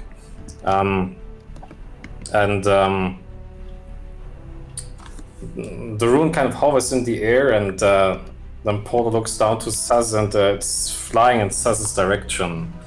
And Saz is now benefiting from being very lucky. Lucky. Pavis is shining upon Saz, and Saz gets +2 AC, which usually would cost concentration, but not since it's a rune. If you're more curious, it is the spell Shield of Faith. Third Check it level, out. Prepared as a ward. It's actually second level or first level even. But it can't be upcast, unfortunately. That would be nice. But so yeah, it is a +2 bonus to AC. So that was Polo's bonus action. Then his action will be a spell, and that spell is Prayer of Healing, and he upcasts it to 3rd level, and it will provide 21 healing points to up to 6 people. And now let me check the map. So for sure, Saz is one of the beneficiaries. Farwald is as well. Yeah, basically everyone. 1, 2, 3, 4, 5, 6. Yeah, everyone, including both the hag and the mammoth, get 21 healing. That's 21 strong. healing. Nice. Well, Yeah, it's because it was upcast. It's a costly spell slot. But 3 more times, please. give me 3 more spell actions. And more spell slots. Of 3rd level. Okay, so apart from that, Polo will also use his movement. But he needs to check the ruler on the map first. Okay, yeah, that works, I think.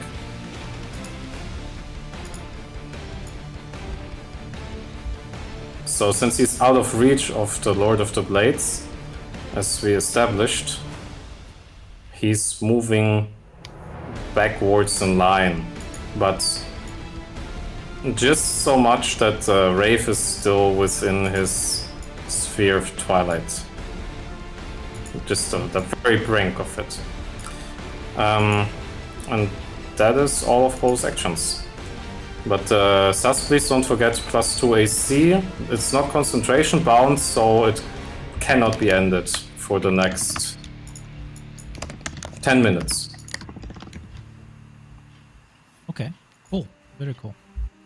So as you are healing and bringing some life into your party, you can see how he is extending his arm in the direction where Farwald stands. And he casts a spell. Ooh.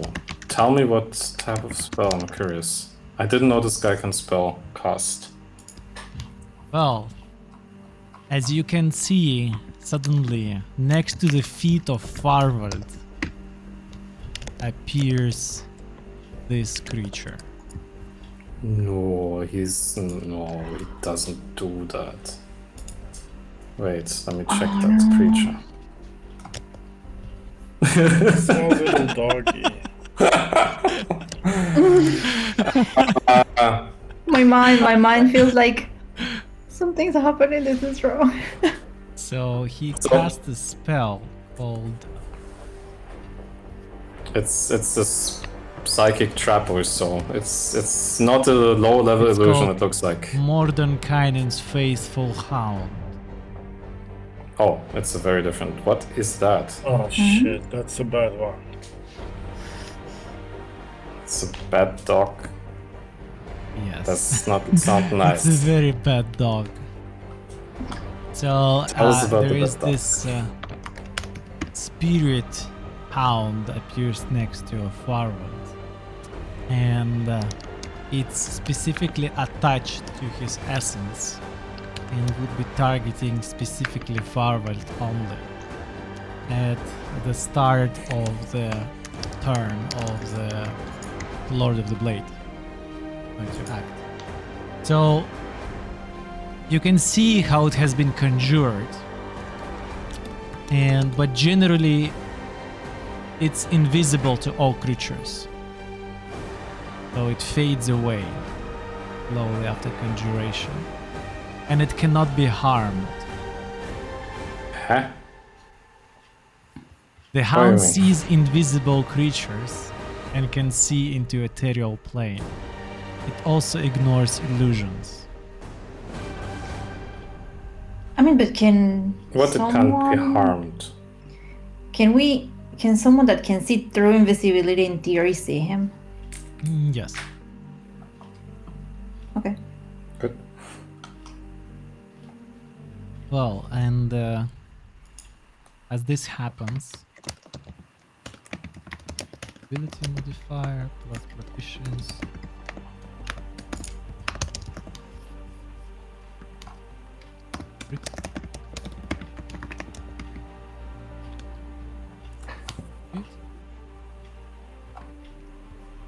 Well, it does 32 piercing damage as it bites Farwell in the leg. Okay. Still, like one question. Go ahead. When you said it cannot be harmed, like there's no way it can be harmed. Yes.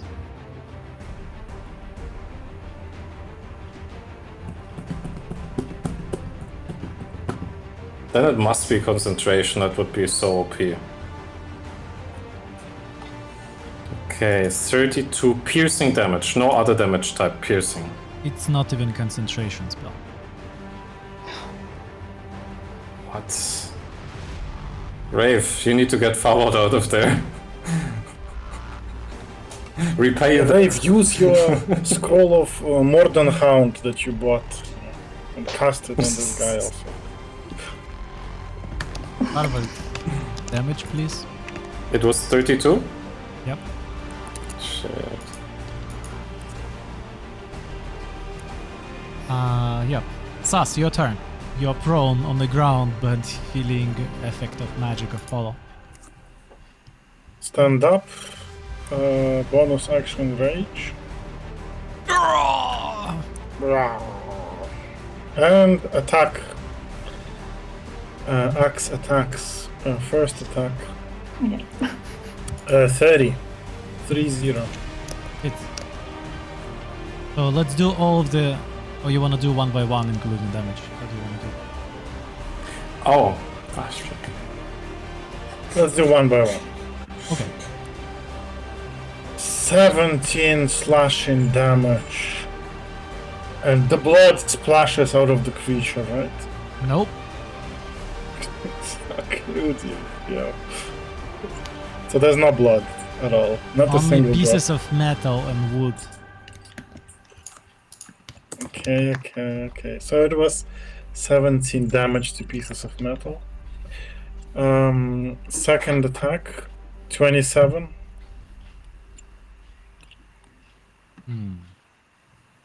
Does it hit? Yes, it does hit. So 8 more damage. No, I didn't say damage yet. I could see it in your rolls. 20 damage. What do you mean? What was 8 about? No, that was a third attack that never happened. It was 27 to attack and 20 damage. Okay. 22 because of the rage. Okay. That was action and the bonus action. Bonus action, you raged. Yes. Good.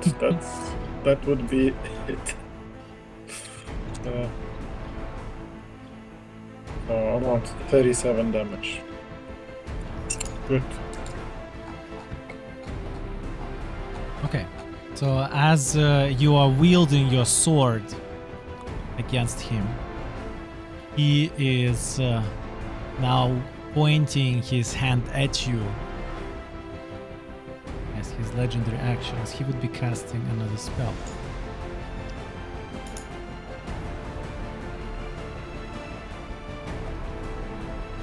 Thus, how do you think which spell it's going to be? You feel how the It didn't metal of your sword heats up. Is it made of metal work. though? Wait, I have now a... I love... The Cosmos blessed me, so that's totally fine. He casts heat metal against you, Sas. Okay. So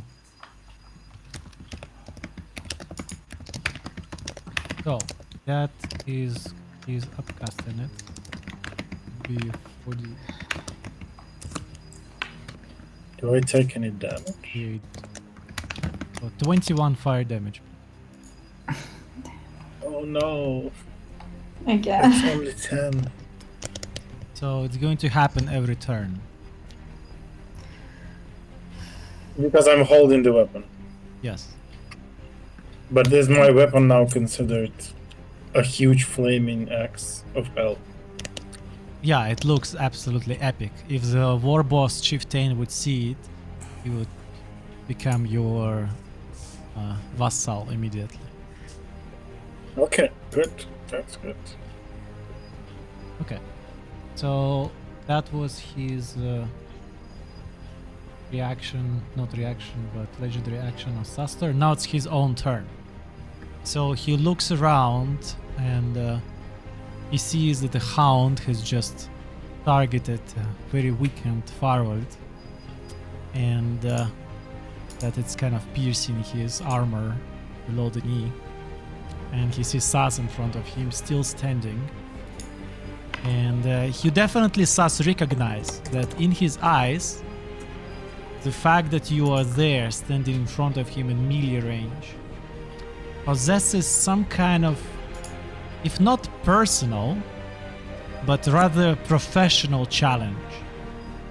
So you as a target, in his eyes, takes priority over everybody else around. He seems to be respecting someone with the prowess to wield a two-handed weapon. That is burning also. Yes. That is also burning, yes. For the attack. So yeah, he would be attacking you, Sas. Does 19 hit? No. I have +2 Shield of Cost of Faith. Oh, it Yes, worked. famous. Yeah. Oh. It was 19 +2 now, bitch. So it's 21. I'm as armored as my party members, almost. So then he wields his second attack, 28. Okay, he hits my knee. He sees an opening and he hits you. Oops. His third attack is a crit. Resistance he- to crits. Ow. By believing in cause, I don't know. I believe I'm resistant. Well, you definitely -1 could lead intelligence. orcs into that. So Okay, how much? How much? that's the 2 attacks. Let's see the damage. So it's Crit. 36. Oh, 26 slashing, 10 force from the first. Mm-hmm.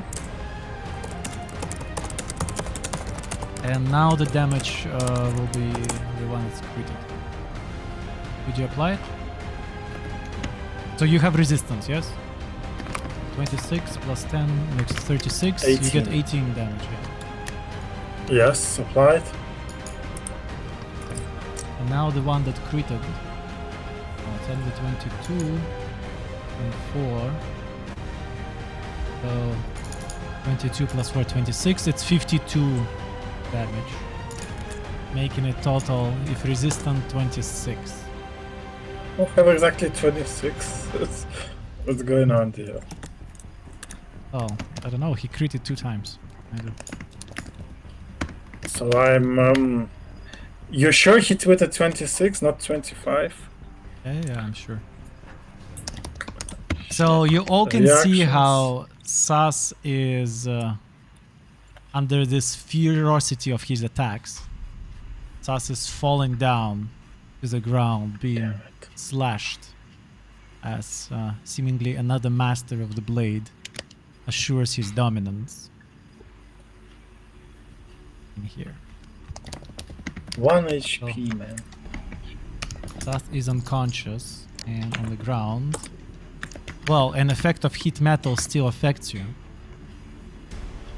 What, my sword doesn't fall off my hands?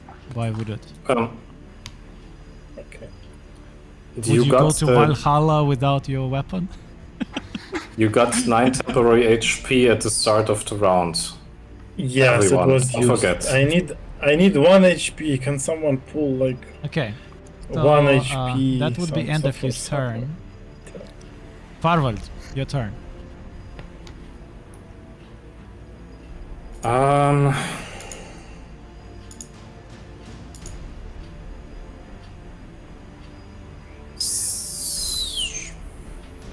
Damn it. Brave, are you ready with your action? No. Think about it, please. Based on the circumstances. You go right after Farvald and his minions.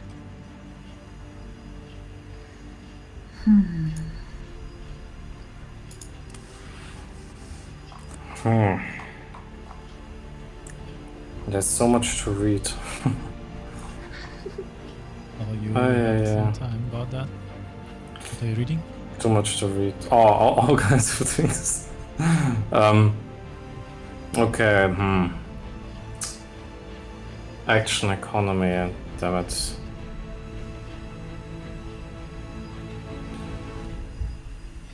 Yeah, well, Maybe a okay. mammoth can use a healing potion that he was holding in his mouth all of this time. Just ready to plug into somebody.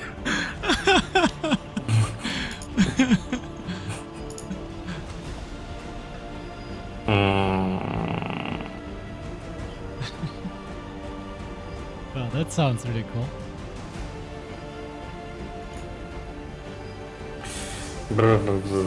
Okay, let's first see what the summons can do. Let's start with them. So, talking about the mammoth. Oh yeah, it's 25 feet in a straight line away from the Lord of Blades. So it used all this time to turn around. Mammoths are big and slow, but once they move with force. And it thrashes forward. All the way to the Lord of the Blades. Smash right between Farvald and Anisek and attempting to smash him. Ooh! You could hear. Whatever sound they make. So, and it uses the gore attack once it's there. I need a good roll now. It's a 20. That's 20 hits. It's a nat 20 or no? No, it's total 20. Oh. What is this guy's armor class? He Too much? is the armor.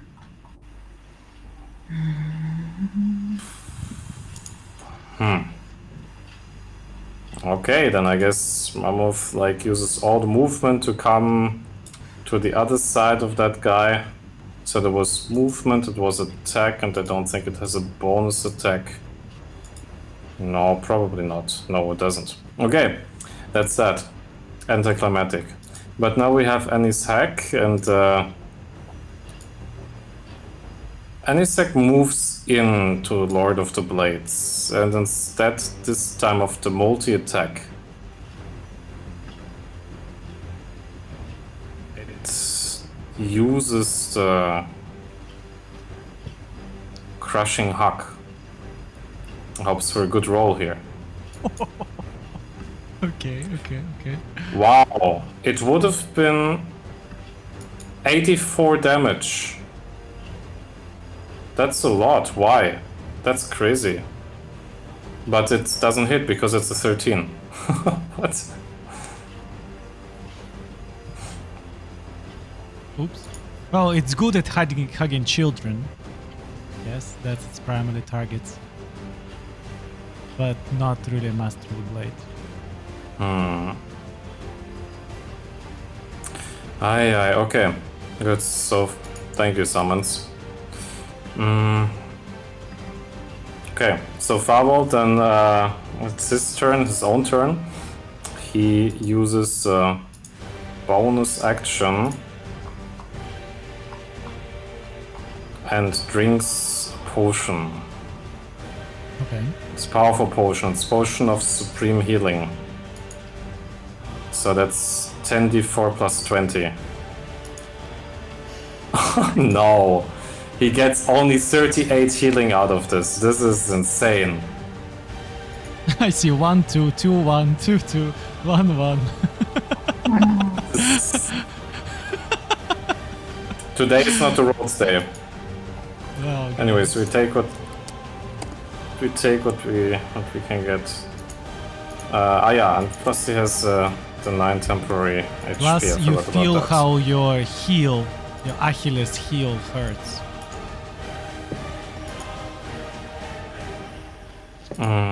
Get away from the... It's attached to the spot. But that means opportunity attack.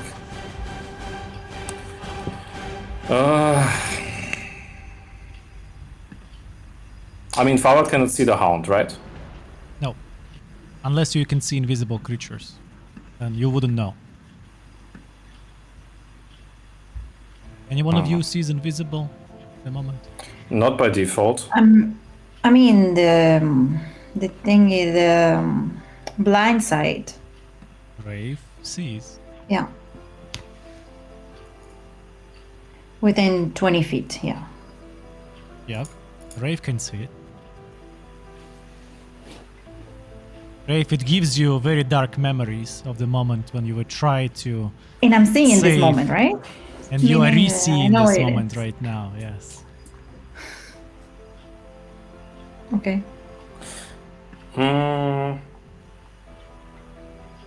This time Yeah, it's just can- not only two, but everybody else around. Yes? A spell scroll. Let's say with a 3rd level spell. Can you use your own spell slot to upcast that? Or is it always bound to a 3rd level spell? It's bound to the spell level it has been created for. Okay. So has Rafe shared that she can see the dog? Rafe, you can shout. I would do it. Hey, there it is. In this place. I mean, where is it? Okay. I mean, Farwell is looking there erratically, still can't see it, and remembers last time and says, "Just dispel it. We have to spell scroll. Just dispel it." But he can't see the enemies, so he only focuses on what he can see. And that is the enemy in front of him.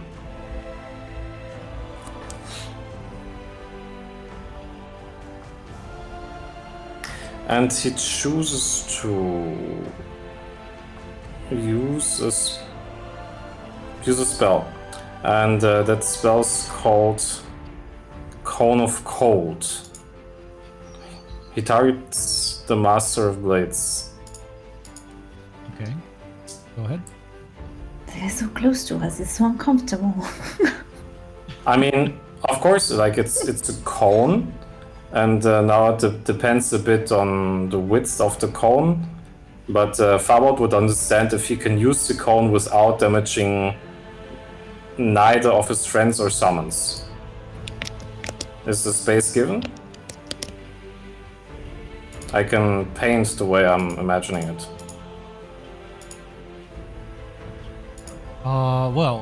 I think from the way you are standing, Like this. Can you see it on the map?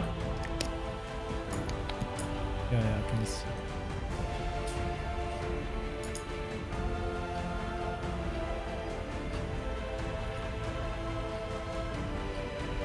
Well, let's say, yeah, you can do it if you're kind of targeting it a bit like higher up, not by the ground, because Mammoth is taking quite some space. Yeah, you can do it. Okay, cool. So it would. So let's take a Constitution saving throw from the Master of Blades required. Okay. Save is Constitution 18. He rolls 20. 20. Damn it. So he takes 15 cold damage. What is with the rolls today? What is with the rolls today? Well, And, he rolls skill. So, but because of the Hex Blade, I think he takes 5 damage on top of that. The Hex Blade Curse. So it would be 23 in total. 18 of which cold damage. Oh, I think it's 23 because the other damage is not defined. How does it work on the foe? Does it look effective? How does the Warforged deal frost? with that? Yes. He doesn't have resistance against. It's a good start.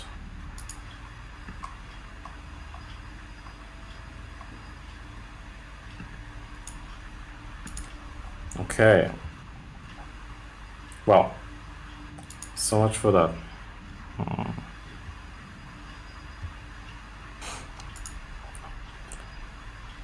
So let me check the map quickly. Yeah, I think Okay. that's everything Favo does for now. Yeah, now seeing that Sas is lying lifelessly below his body and seeing how Annie's hug tried to hug him and seems to be the biggest other target acting in the melee range, he is, in his reaction, in his legendary action, he is targeting his wrath against Annie's hug. So, was she injured before? I think she was, but then she was healed. Exactly, wait, I keep track of the HP, I'm gonna tell you. So she should Oh no, be you full tell me. HP. Tell me the damage. Yeah. So let's see the damage. Because his blade dash is not on cooldown. Okay. So 22 hits, Hits. 30 hits, Hits. 30 hits. Hits. So it's 24 plus 7, Oh wait. 15 plus 4, 21 plus 7. What damage type are we Oh. talking about? Slashing and force. Then half the slashing damage. She has Mm, resistance. To non-magical, she has resistance. This is a magical weapon. This is... Damn. Okay. So I think she, because 75 in total if she is fully healed. She has +9 temporary. So let's count 28, 32, 50, 74, 81. Oof, barely alive. Barely alive. Okay. So she's basically almost one shot, but he's kind of like ripping her in pieces, you know, as if he's like working at the meat house, grinding her poor with hack. his sword. Yeah. Rafe, your turn. Yeah. You can see how Sas is lying there down lifelessly on the ground. You can see how Annie's hack has been almost shredded to pieces. Only sad Mammoth there is booing in the background. So, Sass is unconscious right now? Mm-hmm. Correct. Why?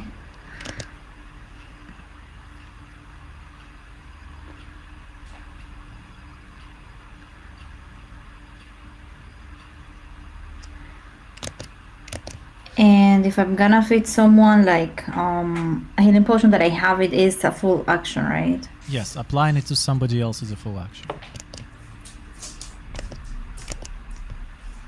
Okay.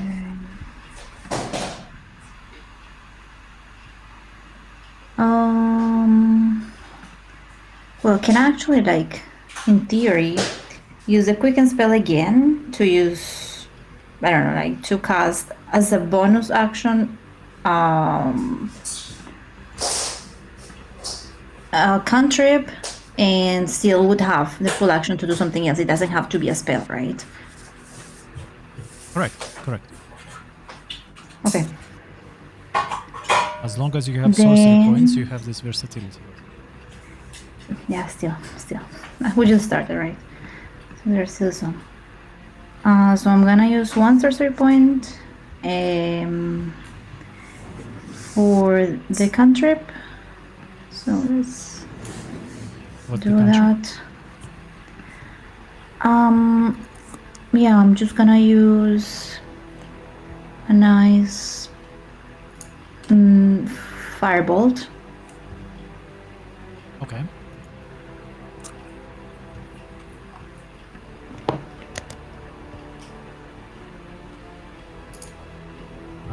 That was 1 plus 13, so it was a miss.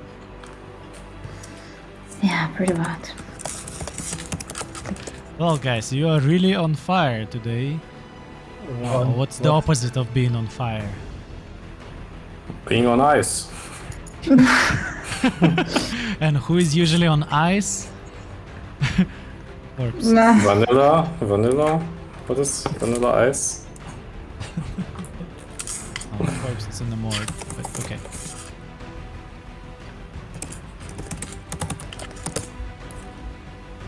Apparently Sas is the closest one. Oh, Sebas joined! No way, Close to Sebas! Valhalla. Sebas, please One stay. more time. Nice having you. Yes, please stay until the end of the episode. Please stay until the end of the episode. There is something special. for Okay. you. And titles, you know. Game over speed. Yes. I don't know if they were telling you the story, but now they are basically initiating the final sequence of fights. And your character, along with a band of tieflings and other groups of allies, is currently covering the entrance of the group into the temple where the sinister ritual takes place. Nice to have you back. So, Rafe, your turn still. So you missed with the fireball, yes. you're still in full action. Yes. So I can still see the hound, right? Yes, you do. With your blind side, you do. Yes. So I would like to use the spell scroll, the spell magic that we have, Yes. to use it on that area, so that I expect that he's gonna pop out, like disappear from this realm. So Wow. And just as you're using this magic, that's exactly what happens. Okay. Ah, the debt is repaid. Yeah. It was Yeah. killed by a- Can you edit it like as used, please? Or can I do it? I can do it. Okay. Yeah, so there is no more hound. Okay.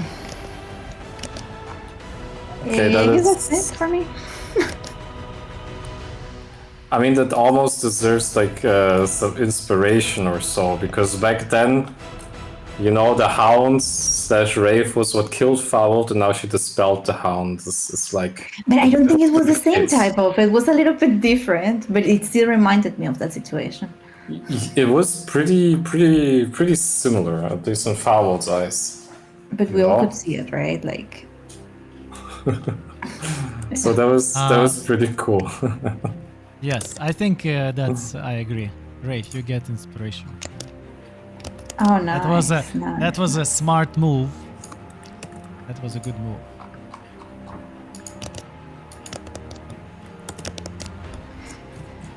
Okay. Then you have to see more actions from him, at least for now.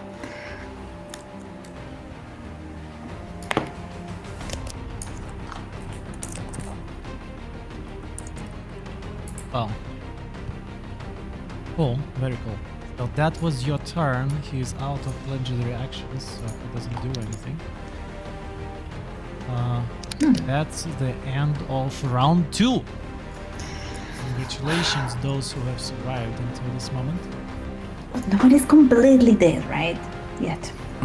You hear that the fight against the drow intensifies as you can see most of the shots from the cannon fire from the pirates is currently being silenced, as most of the fight is currently happening in close quarters. You can only see shadow silhouette running at each other somewhere further in the dim light.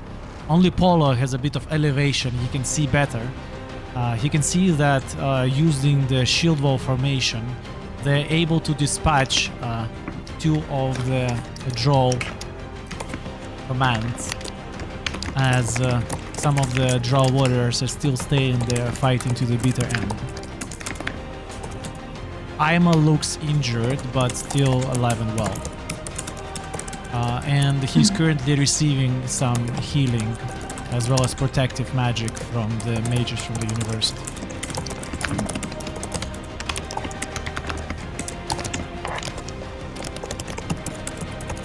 Yeah, so that would be the beginning of round 3. We have Paula.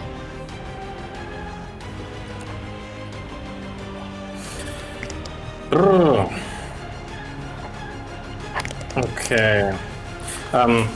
So that means, DM, just a technical question. When does everyone within the sphere get the bonus HP? Start of Polo's turn or start of their turn? I think start of your turn, I would roll. for Start of mine. simplicity. Okay. Okay, good then. But let me add some HP before I forget it real quick. Wow, it's difficult to keep track of so many different things. Imagine how it is being a DM. No, I prefer not to. Okay. Good. Sas gets 9 temporary HP also. Yes, everyone. Also Wave. Doesn't Good, affect exactly. really Sus. Sus on the ground.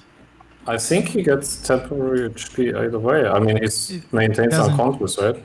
No, he's still unconscious, no HP for him.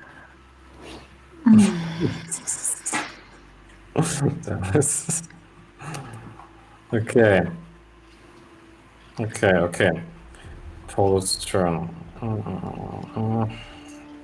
So the hound is gone. I suppose Polo kind of noticed that. Someone shouted the hound is gone, I suppose.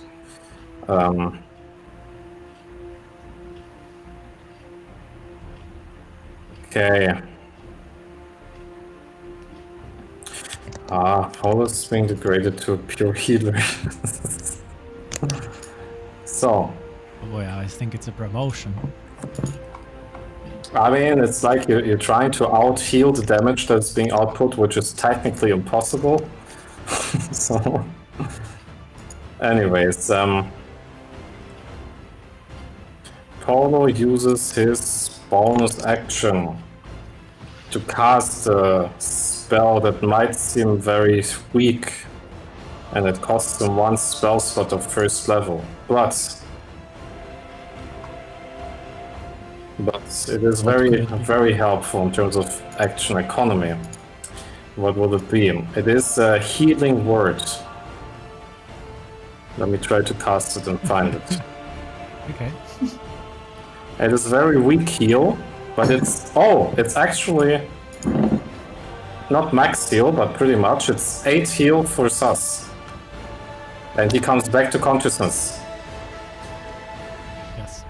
Please mark first level of exhaustion, please. Do I get temporary HP now? As I wake up, I enter the radius of the spell.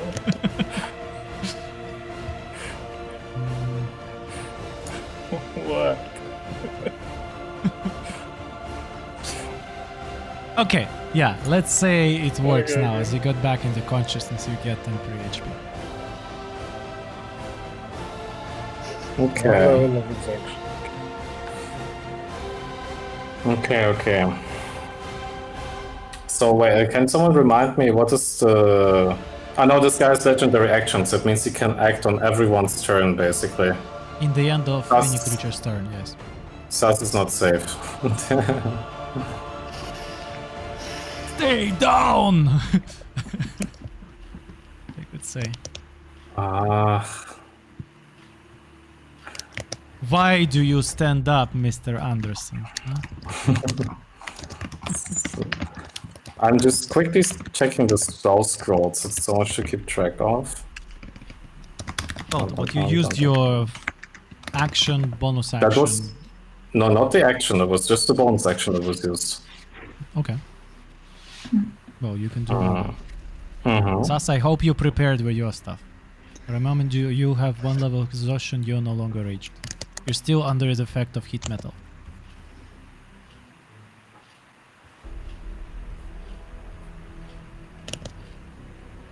Okay, There is yeah, no then... heat metal. Then Polo has to use the healing spell again. And it's gonna be Prayer of Healing. 13 healing for everyone. 13. Yes, 13. Please mark it. Can't do more. We did more.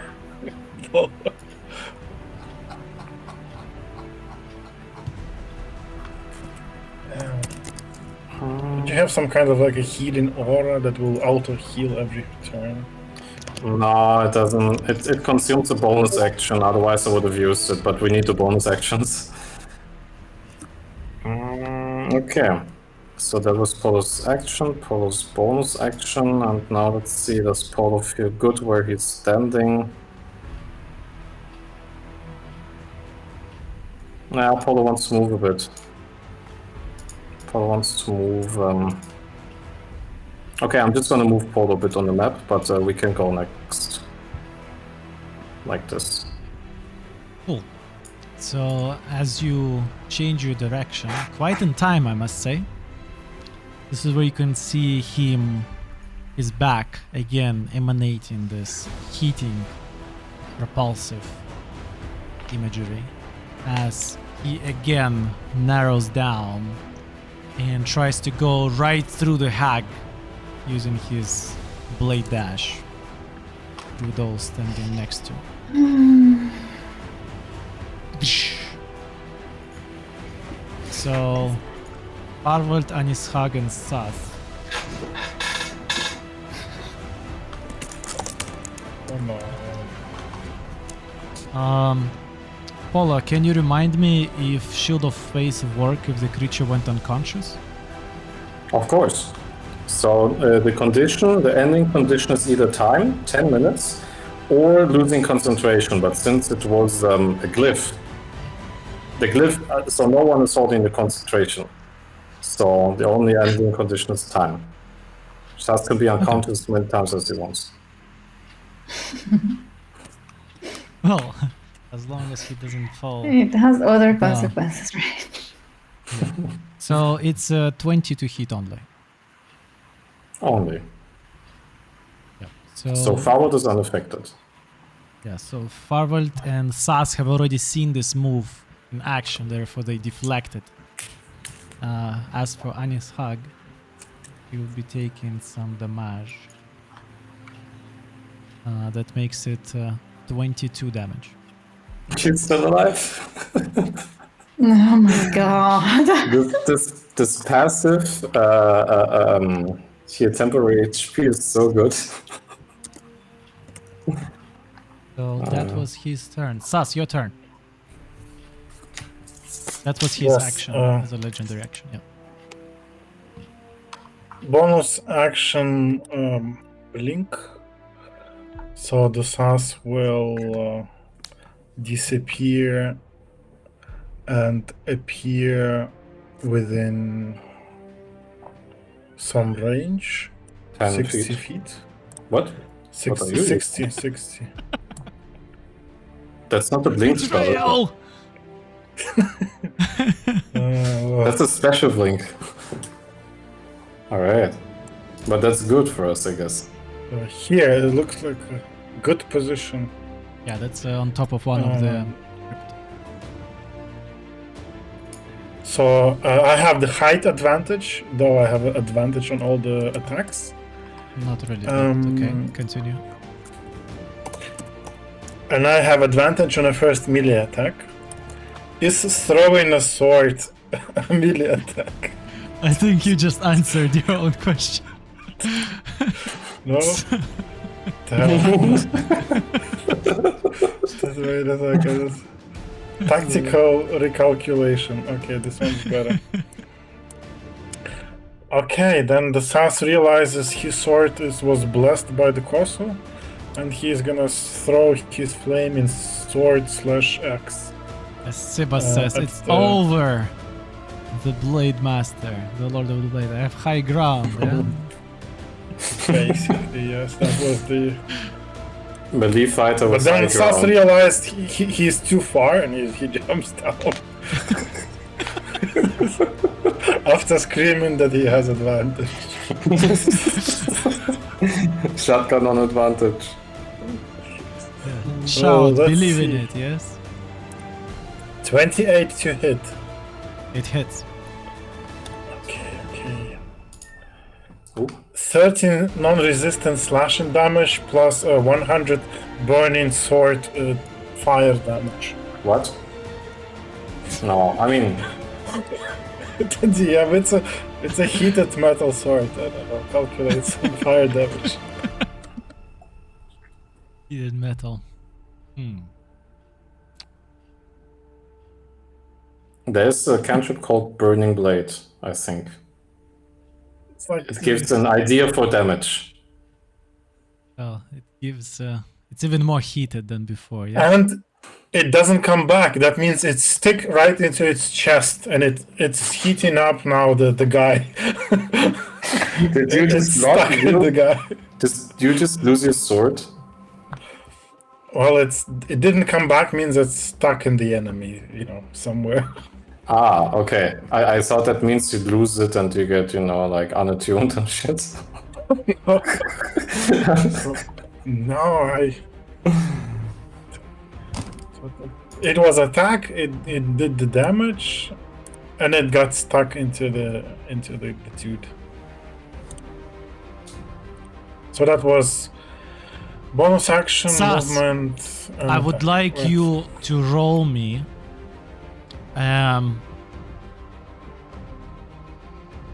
strength check, and well, since the sword didn't come back, this will be quite important. Okay. 26. Ooh, nice. Sas, You're not a bar- in your head, barbarian. you felt that the sword had admired the skill and precision of the Lord of the Blade. And it even tried to get out of your control, What? as it have seen you a it's a better scam. fighter in No. action than you. Oh. The sword is a scam from the beginning. But the power of your will allows you to keep it in obedience. Whew. Okay, that was all of my actions and move. I cannot attack twice because I don't have a sword. And I'm not gonna get near it, so... Yeah, that would be all. So no more heat metal damage, yes? No, it's stuck into it. It will damage each round. Over time. Yes, it's gonna hit the guy. I mean, the metal is heated as long as the creature, I don't know, loses concentration or ends the spell, which is an action or so. Something. Okay. Cool, very cool. So as you finish your thing, you can see how he is casting a spell in his turn. And as he's Armored finishing Blade casting Master his Slash. spell, you can see how the wings on his back, the blade wings, start to reform as they turn into something that actually keeps him in the air. And as he raises up from the ground using those newly obtained wings, you can see how your sword is still piercing him, yes, and doing the damage. So it looks kind of epic, even though he's not like bothered with that as of now. He just keeps it in his body. He's not bleeding out. And I think for most of your enemies you encountered before, bleeding out would be the most dire concern. But as he raises up in the air, he closes in on Polo. Why? Oh, the healer. And he's going to try to grapple you. Oh, okay. So that would be a contested check. Grapple is athletics or acrobatics? Acrobatics in So Polo's you use case. the acrobatics, yes? Yes. But, Go wait a sec. And I need to quickly read on something. Yeah. Yeah, okay, good. You have some secret Advantages? Yes. Okay, yeah. So what is the Polo? secret advantages? So Polo has a feat. It is called... oh god. Squat nimbleness. So you gain proficiency in the blah blah blah skill, and you have advantage on any athletics or acrobatics check you make to escape from being grappled. Does that also count the first attempt of grappled? Correct. Wait. Okay. Wait. I mean... Let me read it again. Escape. I read it. Escape from being grappled. From being. So that means not as... Yeah, escape being from gra- grapple or escape from being grappled.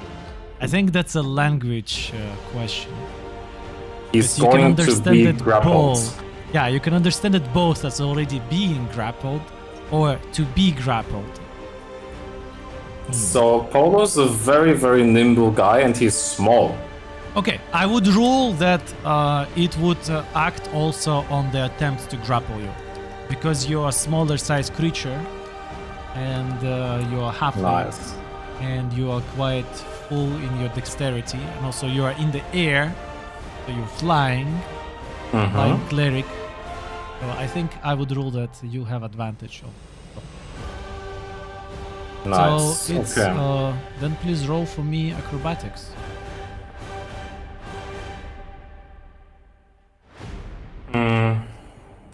Wait, I think I'm forgetting something. Was that a spell or is that like a physical action? That's just a skill check. Okay. Polo rolled 22. So let's see what he rolls.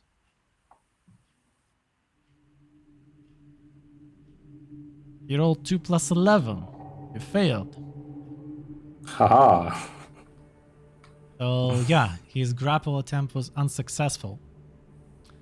Well done. You're very nimble as you're managing to avoid his grapple. You can see that some of the blades on his armor have already been extracting and directed towards you as he was about to bring you closer at him.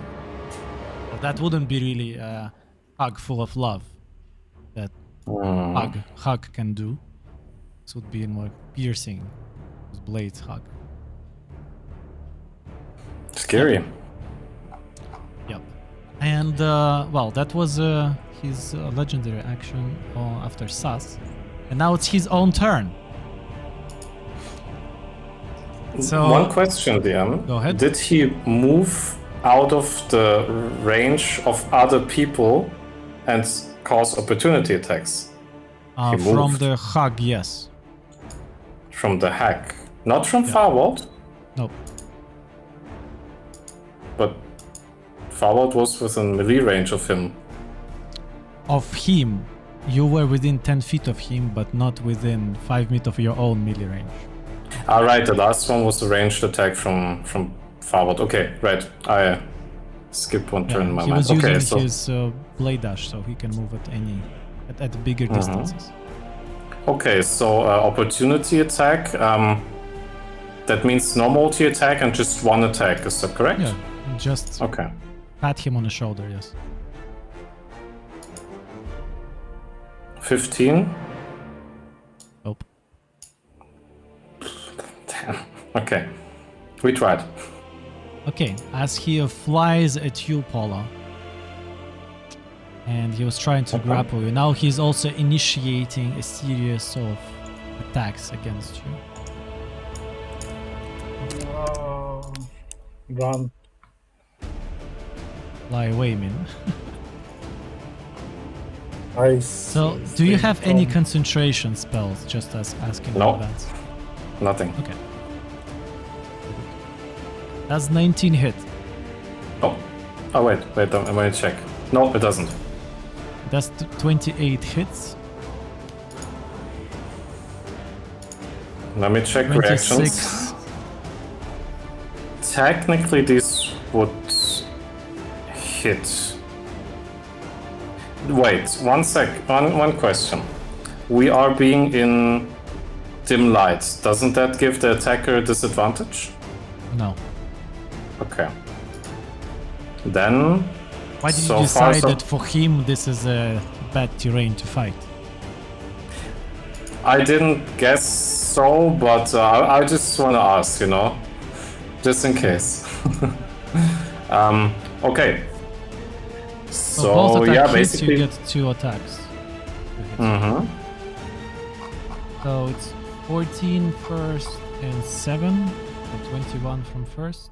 Once before you say next, don't say the damage, please. If Polo wants to use a reaction on That- damage, can It's on only one of the damage instances. exactly. Can I decide after you tell me both the damage instances, or do I have to No, decide so it's on now? the first instance. It's 14. That was the first damage instance. Do you want to use it on it? 14 total? No, not the first damage instance. Do you want to Ah. evade it?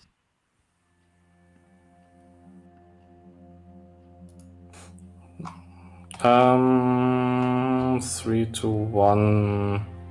Yeah, because I couldn't even evade the second one, right? That's how you roll it. Well, there are several instances of damage, so you can just... Okay, then I ignore the first one. I just let it hit me. You halved it. You halved it. You don't No. I want to say I'm using the reaction not on the first instance. That is possible, right? Yeah, correct. Okay, so First 14 damage is 14. then 7, then 9. Wait, and but last only 2 instance attacks damage is hit. 10. Only Yeah, 2 so- attacks hit. Combined, it's 14 slash and 7 force, 9 slash and 10 force.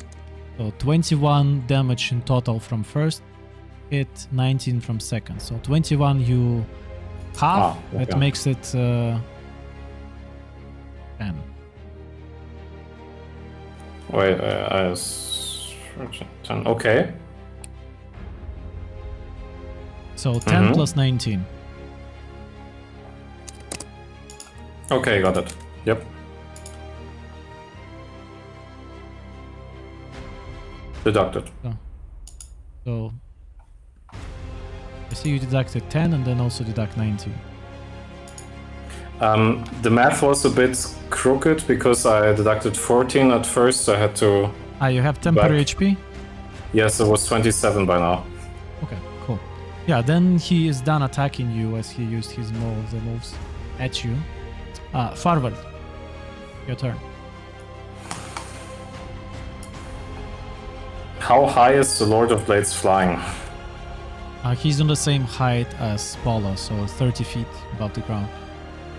Yes. Damn.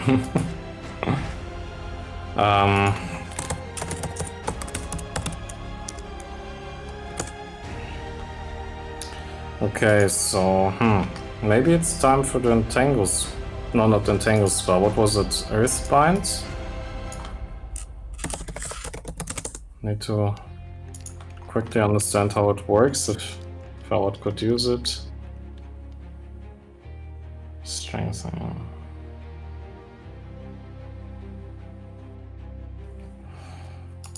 This is so bad for Fallout's action economy. Damn it.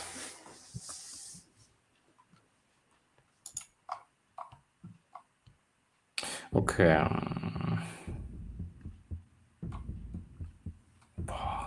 So annoying. Yeah, but Fallout has to.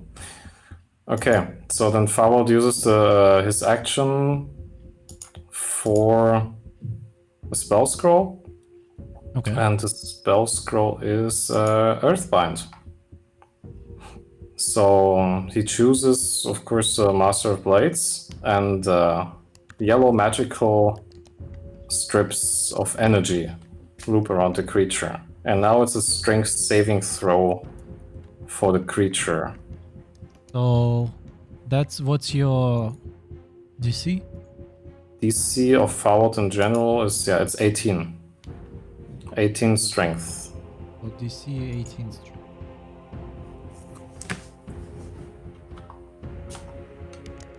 You rolled 17.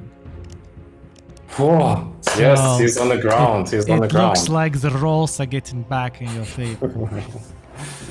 Jesus, yes, finally. So, an airborne creature affected by the spell descends at 60 feet per round until it reaches the ground or the spell ends. So it is on the ground now. It Yes, is the now concentration spell for 1 minute, but it's a spell scroll, so there's basically no concentration rule. So for 1 minute, it can't fly. And right now, the movement speed is 0. For the whole spell's duration, actually.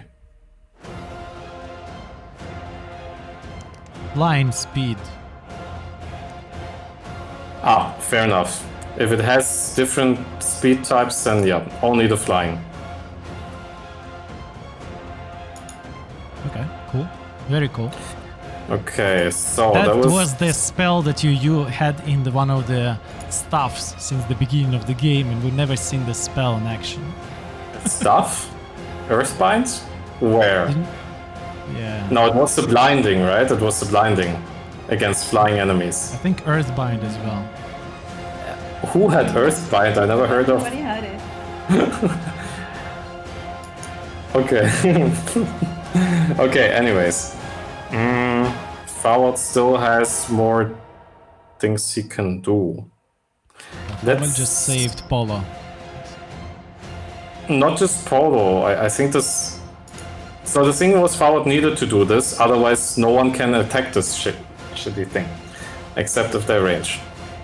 So, now...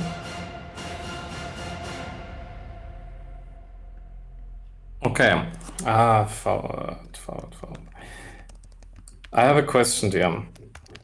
Yeah. So... Oh no, never mind. So forward only has bonus actions. Everyone is alive. Okay. So that means forward will close in on the enemy.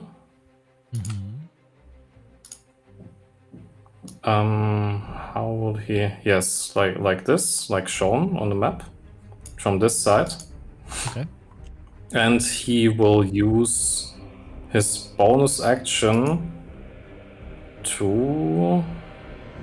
What is it actually called? One sec. Oh, the Shield Master feat. He will...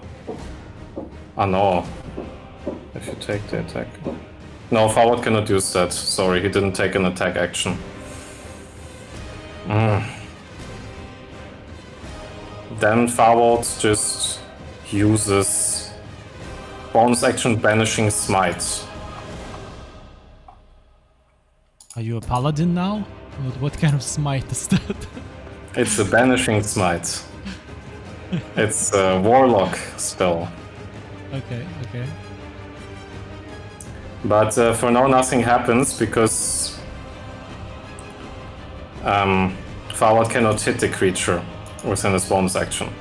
So that's forward's turn, but now come his minions. So the mammoth does the... Wait a minute. DM, can the mammoth actually grapple the enemy?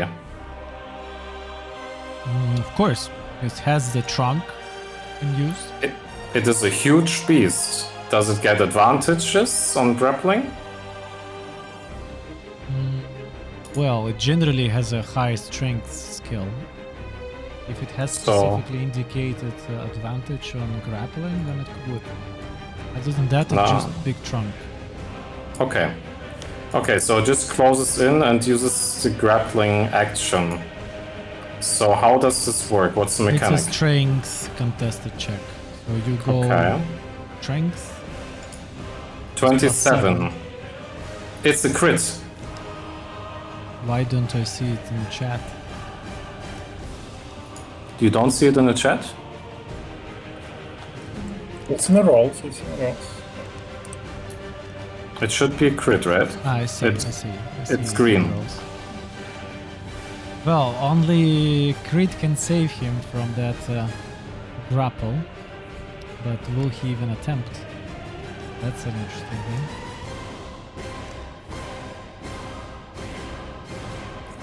Okay. So yeah, he is going to basically try 24, but it was a crit, so he fails. So immediately, so you can see how this massive trunk of mammoth is kind of hugging him, you know, like trying to restrain his movement, grapple him. Yes.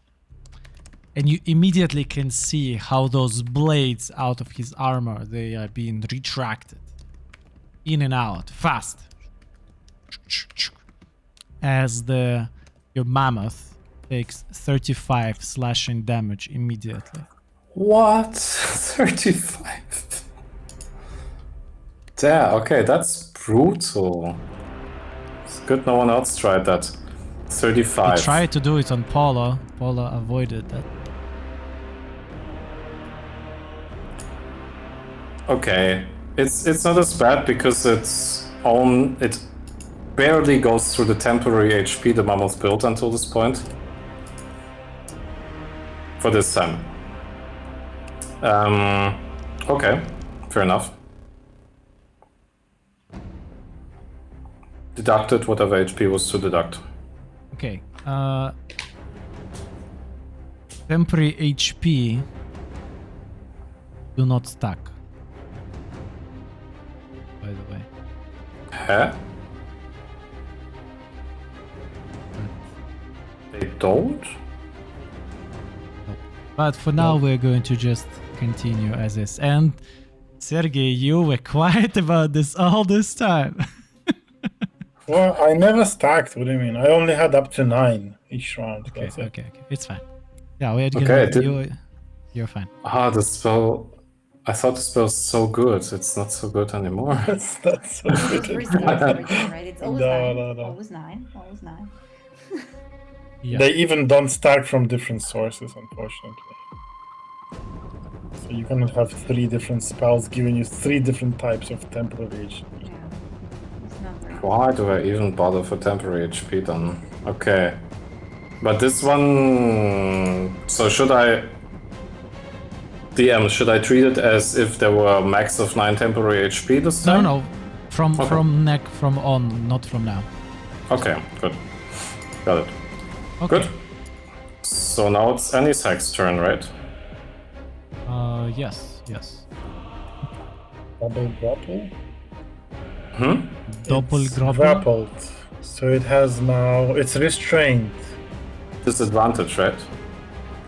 Attacks against it have advantage, and it has disadvantage. It has also Okay. disadvantage on dexterity, aka fireballs. Saving throw. But not strength. But she can hug him anyway.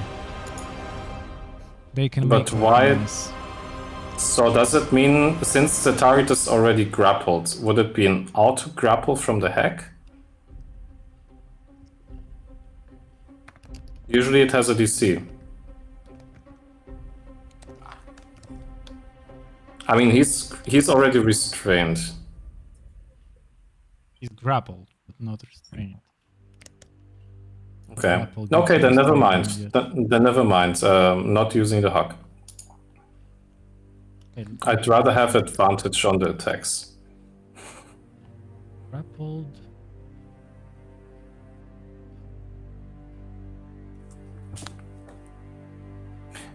DM, not gonna use the grapple, FYI.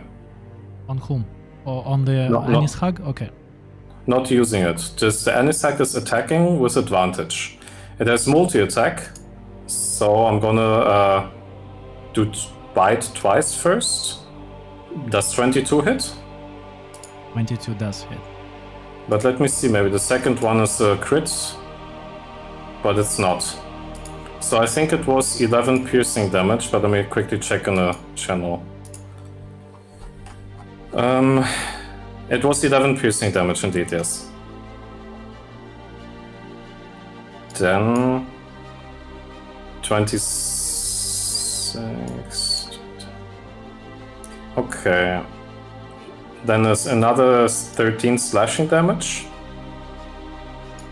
And 12 does not hit. 13 does not hit. So it was 11 plus 13, so 24 slashing damage. If I... Yeah, I think that was it. Oh, no, wait, 13... Okay. So yeah, 24. what happened, it happens now as you do this, over 25 damage, yes, in one turn? 24. It's 24 damage. Not over 25. It's still. You all, as you're gathering there in the middle, you can hear this sound of beep, beep, beep, beep, coming somewhere from the inside of the Lord. And you can hear this automaton voice sounding. Critical malfunction detected. Critical malfunction detected. And now you can see that all of his body, although it was looked big, now starts to contract together. All of his scales, all of the tiny pieces of metal and wood are gathering together. And the trunk is like holding him, and it's getting like tighter and tighter on him as the volume of his body seemingly to be decreasing. And after some moments, what he is holding in his trunk, this mammoth, is like a perfectly round sphere made out of this runic living metal out of which Warforged are done, as seemingly the Lord of the Blade has transformed into this sphere, and it holds in this massive cannonball basically in its hands for now. The beeping sound still continues. Can we do something? Well, it's time for a little bit of cinematic. As you can hear on the background, the sound of fighting and curses in Underdark is coming down. You can see how from this pile of dust coming out of towering figure of Iamo, who holds his left hand as it limping. And behind him you can see a group of the pirates which are pushing the cannon right after him in his direction, seemingly ready to turn it in any direction where he needs. You do not see any of the mages standing next to in the darkness. And yes, and as you are seeing the Imo silhouette coming out from the dusts, there is one more sound which attracts your attention, and this one comes from the entrance of the temple. As you look that direction, you hear that the door sound, somebody pushed it and opened it up. And from very first look, the person standing there resembles, as it's Bob. You have this thought in your mind, wait, Bob? If he's here, what's with the portal? What's happening? Why? But as the person walks in, you can see that he holds something round-shaped in his left hand. And as he walks closer and closer and closer to you and steps into the pillar of light in there, you see the following picture.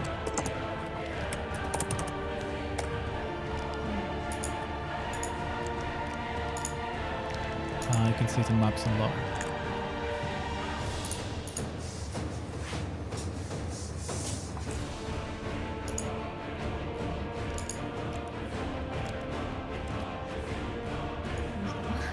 That's a posture and figure in his hand. You can see that his right eye is glowing exactly in that color.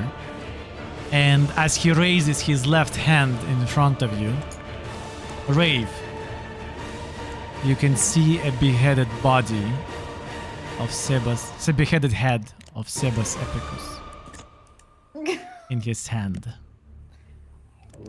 Dr. Ravage is holding his hand and throwing it to your legs. Oh, Dr. Ravage possessed. Oh no.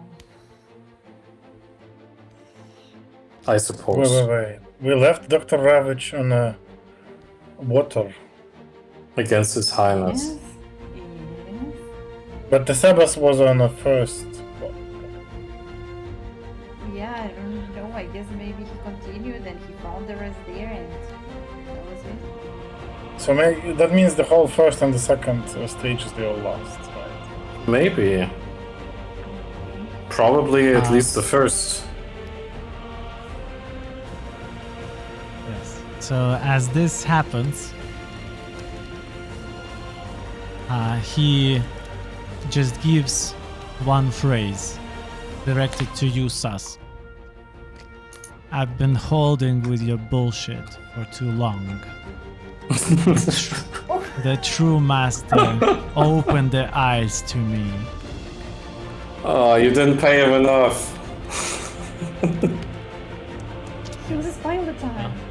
So as this would be the last action for today, as we will be ending active part of the game and go into post-game discussion.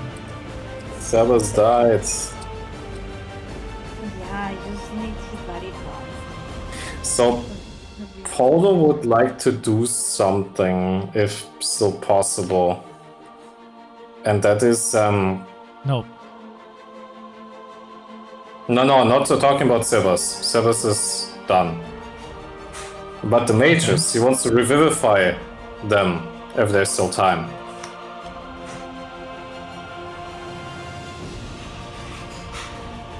well,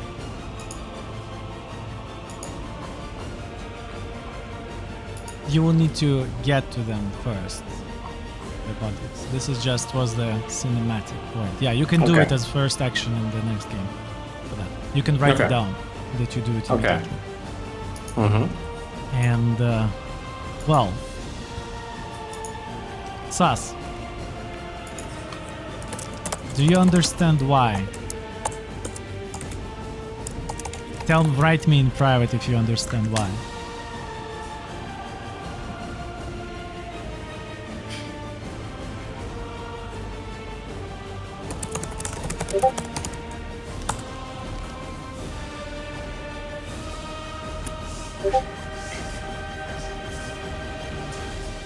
But- Yep.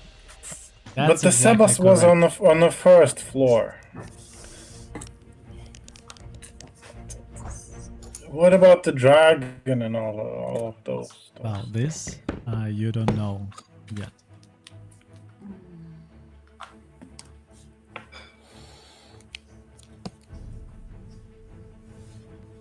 As Sebas says, well, never trusting another Bob in my life.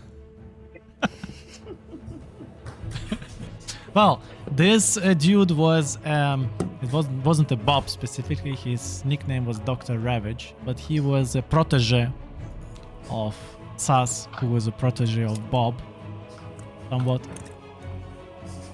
Oh, well, yes. He was helping and working for the party, but then something happened. Something very tragic. Something very long-lasting consequences which party did, which Sas did specifically. And we have no idea. What did you do to him? You took his eye and gave him this artifact? That's where the artifact? No? Why is his eye glooming? Yeah, No, what why is is his he? eye gloomy? I don't know. Maybe he always looked like that. We just never asked how he looks like. He looked like an evil, creepy guy. Sas, can I tell them, or we want to keep it between us? Yeah, just tell them whatever. We're Well, dying next Surprise, episode. right? well, that was the effect of the card of deck many things that Sas pulled.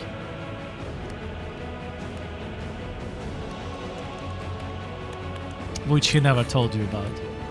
It was the comet or something like that, someone will turn into your enemy? Is that it? Oh. Yeah, like someone you know will become hostile. I thought it was always Qua or his bartender or whatever it's called. The doctor. Jackson. Jackson. That's why I was Yeah. always looking for Jackson in every scene. The betrayal. He was the butler. But it was Dr. Birch.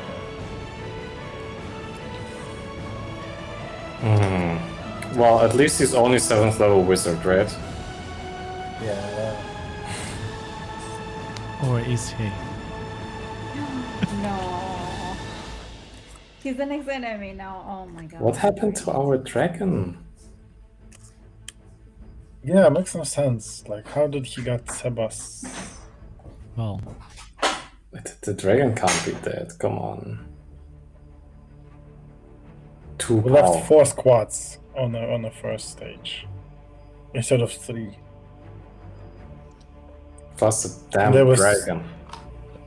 And they were super, matched. Like, fire resistant people versus salamanders.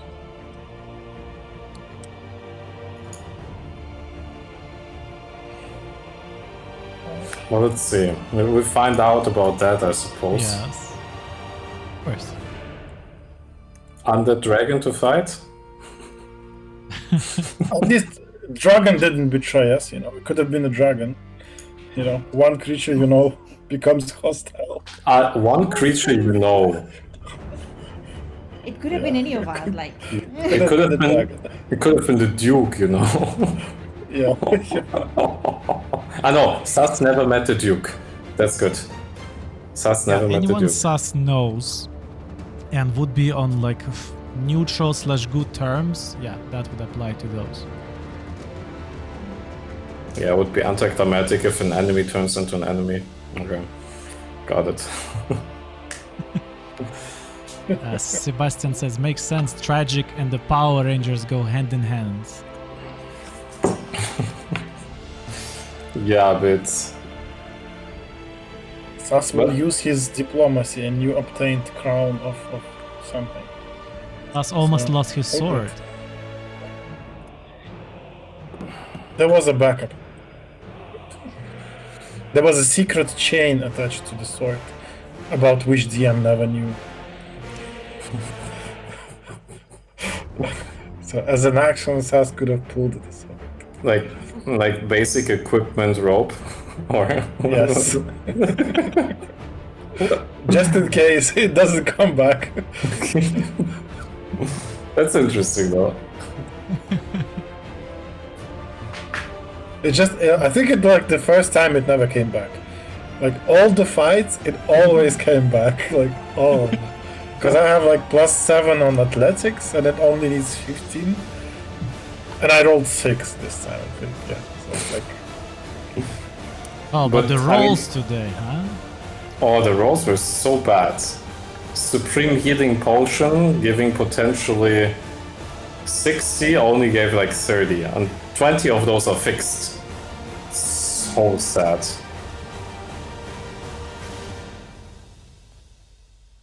and I could have casted Rage as a bonus action on the first turn. But I said, okay, DM, I'll wait until the second turn. And then Don't do DM, that. like, here's your 69 damage. You know? Like, don't ever give away actions. I mean, I will like finished, and I'm like, okay, maybe next time. But, you know. I mean, I thought so many times, like with Podo, like this Twilight Sphere, I'm just gonna use it later once we need it. But once we needed it, it was way too late for those temporary HP. That's why I used it the first time, like the first action this round, and I think it really paid off. Like all of this bonus HP, damn. Yeah, 9 It's HP. nerfed though. I mean, especially if you assume that you can stack it.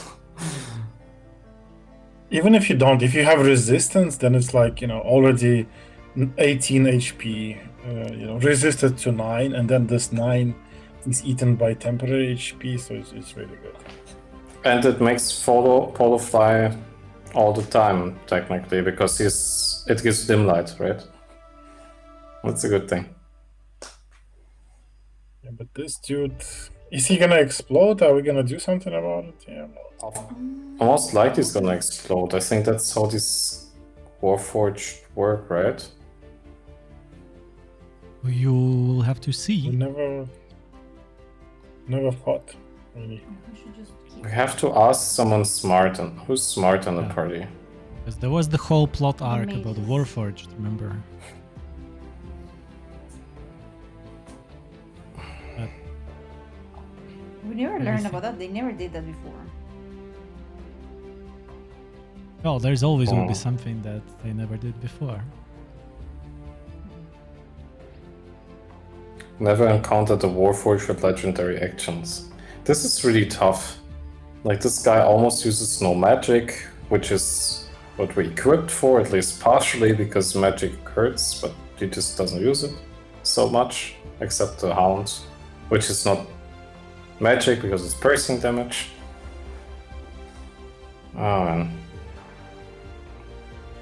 Yeah, the Hound is fun.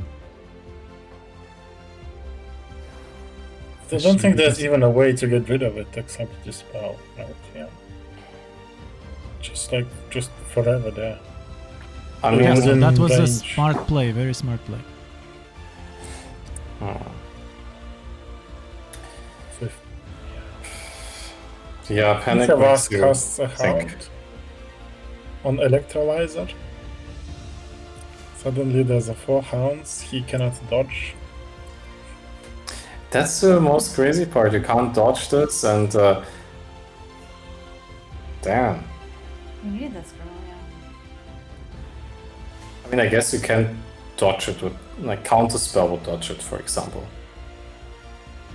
Counterspell, dispel magic. I think that's about it. If you see it, because it's invisible. I mean, a mage would You don't understand if someone else is. Oh yeah, you can only dispel it if you see it. That's true. But counterspell So- should still work if you don't see it. Well, you should praise then Rave because she has this dragon senses developed in her. Yeah, like the only person that can see Rave's the not panel. even using her final form. You know, I Sas am is waiting for dying the there. equalizer. I'm waiting for the equalizer. Just save it, you know, for the I think- final boss. I think we're saving all our final forms in a way. Sas is already tired, you Yeah. know. It only lasts like 10 minutes, so like. I'm saving rage, yeah. I saved rage and died. 60 something damage. Well, yeah. The question is, can we actually get a short or long rest before the next stage? That's the important question. So I'll say this much. Farwold is out of powerful healing potions. So if Farwold goes very How low about HP. normal ones? So drain. You're like 6 of them. But action economy can own maximum drink 2 if you use the bonus action and your action. That's not enough. Can't out-heal the damage at this stage. At least, yeah, I don't know.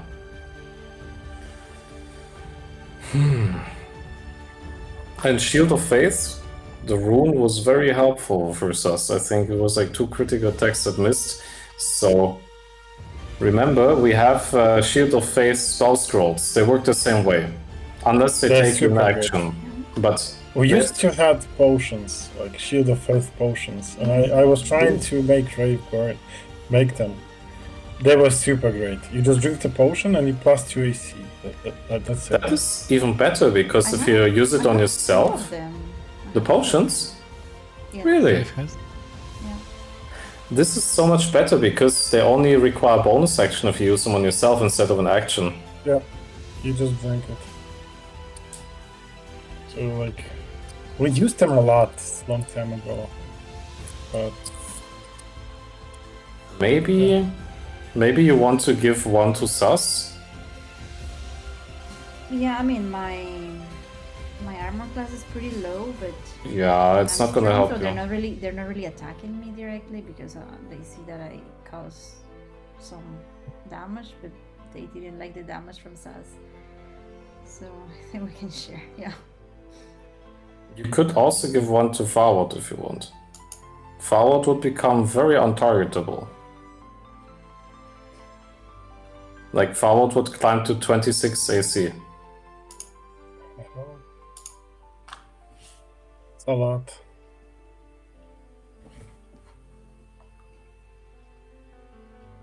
I mean, your What is choice. Only the draw were doing like 36 to hit. Like they were the highest hitting armor guys. Everyone else is still doing like 22, 23 from our melee fighters. I mean, except end bosses, right? Oh yeah, those legendary actions. Yeah, Yeah, but still. that saved me. I had 20. I think. Yeah, I had 22 times. So that potion saved me at least 2 times. With 21 armor. So yeah, if you feel like you... I mean, I suppose Rave's armor class is low anyway, so I'm not sure if 2 makes a big difference. If you also think I so, don't- give it to I think it's a Farwold. big difference. Yeah?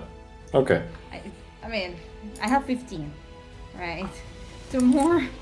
Everyone's 17. gonna hit you at this Feel like- point. Must blink immediately next boss fight. Yeah, Blink will... Well, check the enemies first. The Spirit Hound can still bite you then, you know? But other stuff can't.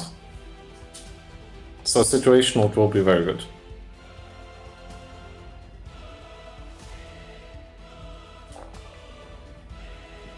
Anyone has a supreme healing potion they don't need? You were, the Support only your one, local One tank. normal. you were the only one that bought those. Anyone's got some money left? Maybe when we reach like a saving point or so, maybe we can buy Yeah, stuff. can we buy anything? Nope. You guys actually saved money? Yeah. Whoa. Yeah, 5,000 gold. What the? But That's 5,000 gold. that is... Oh my god, like... I mean, if Yeah, not... I have- DM, can we I buy don't know something? why. I thought I Nope. had given. I thought I had You spent. won't even have any short or long rests. That's a bit... tough. Brave, do you still have the catnip spell? The what? Catnip spell. The No, super no. short. Wait, why didn't we get that scroll? No, we didn't get the catnips. Why not? You read the scroll, you fall asleep. You always want that spell, and that's the one that we didn't think about. I always ask you. Yeah, I only had it once and never used it, and then I changed it exactly the next level. And it was already So- like 10 levels ago. One more thing. So there is a list of spell, yes, in the maps and lore. One of the scrolls forbiddens was given to Dr. Ravage. Which other scrolls you were given to them, which included like web or something else? Slow, these things. Which other spells were you given to him? No, I mean, to level him, one. only the Forbiddens. I mean, only, that's our highest level spell scroll. But we only give this to him. The other spell scrolls we gave to the other party. Fuck, he has forbiddens. But that's okay. Forbiddens cannot target us, basically, because we're not undead or fey or stuff like that. Or is he Farwald? I mean, Farwald is pretty much alive and bleeding to be counting as undead, so not impressed.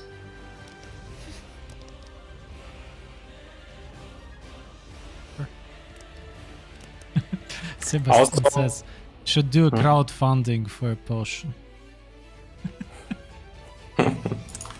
Yes, We can please, search the bodies of the please dead. join Maybe our they- Patreon and then the party will get Supreme Healing Potion.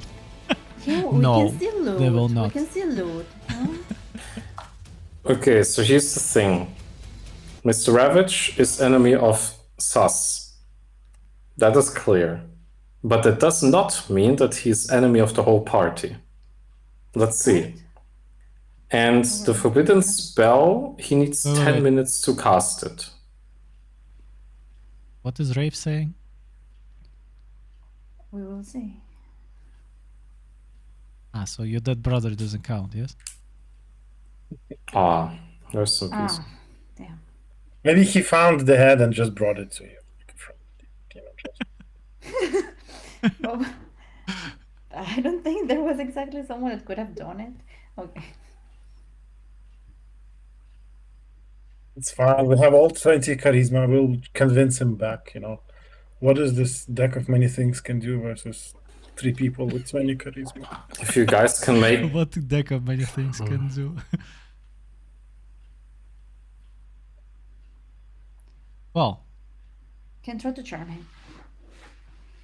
you can do many things, but what you're going to do exactly, we're going to find out in our next game.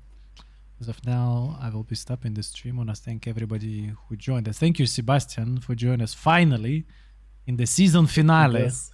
of the game and also witnessing the death of your own character named after you this game as a consequences of the party action because they left him and his squad defending their backs together And That's what yeah, they he had was to do. betrayed. Everything is a consequence of this party's action. But other than that, thank you everybody who joined us, and see you next time. The World of Tithir.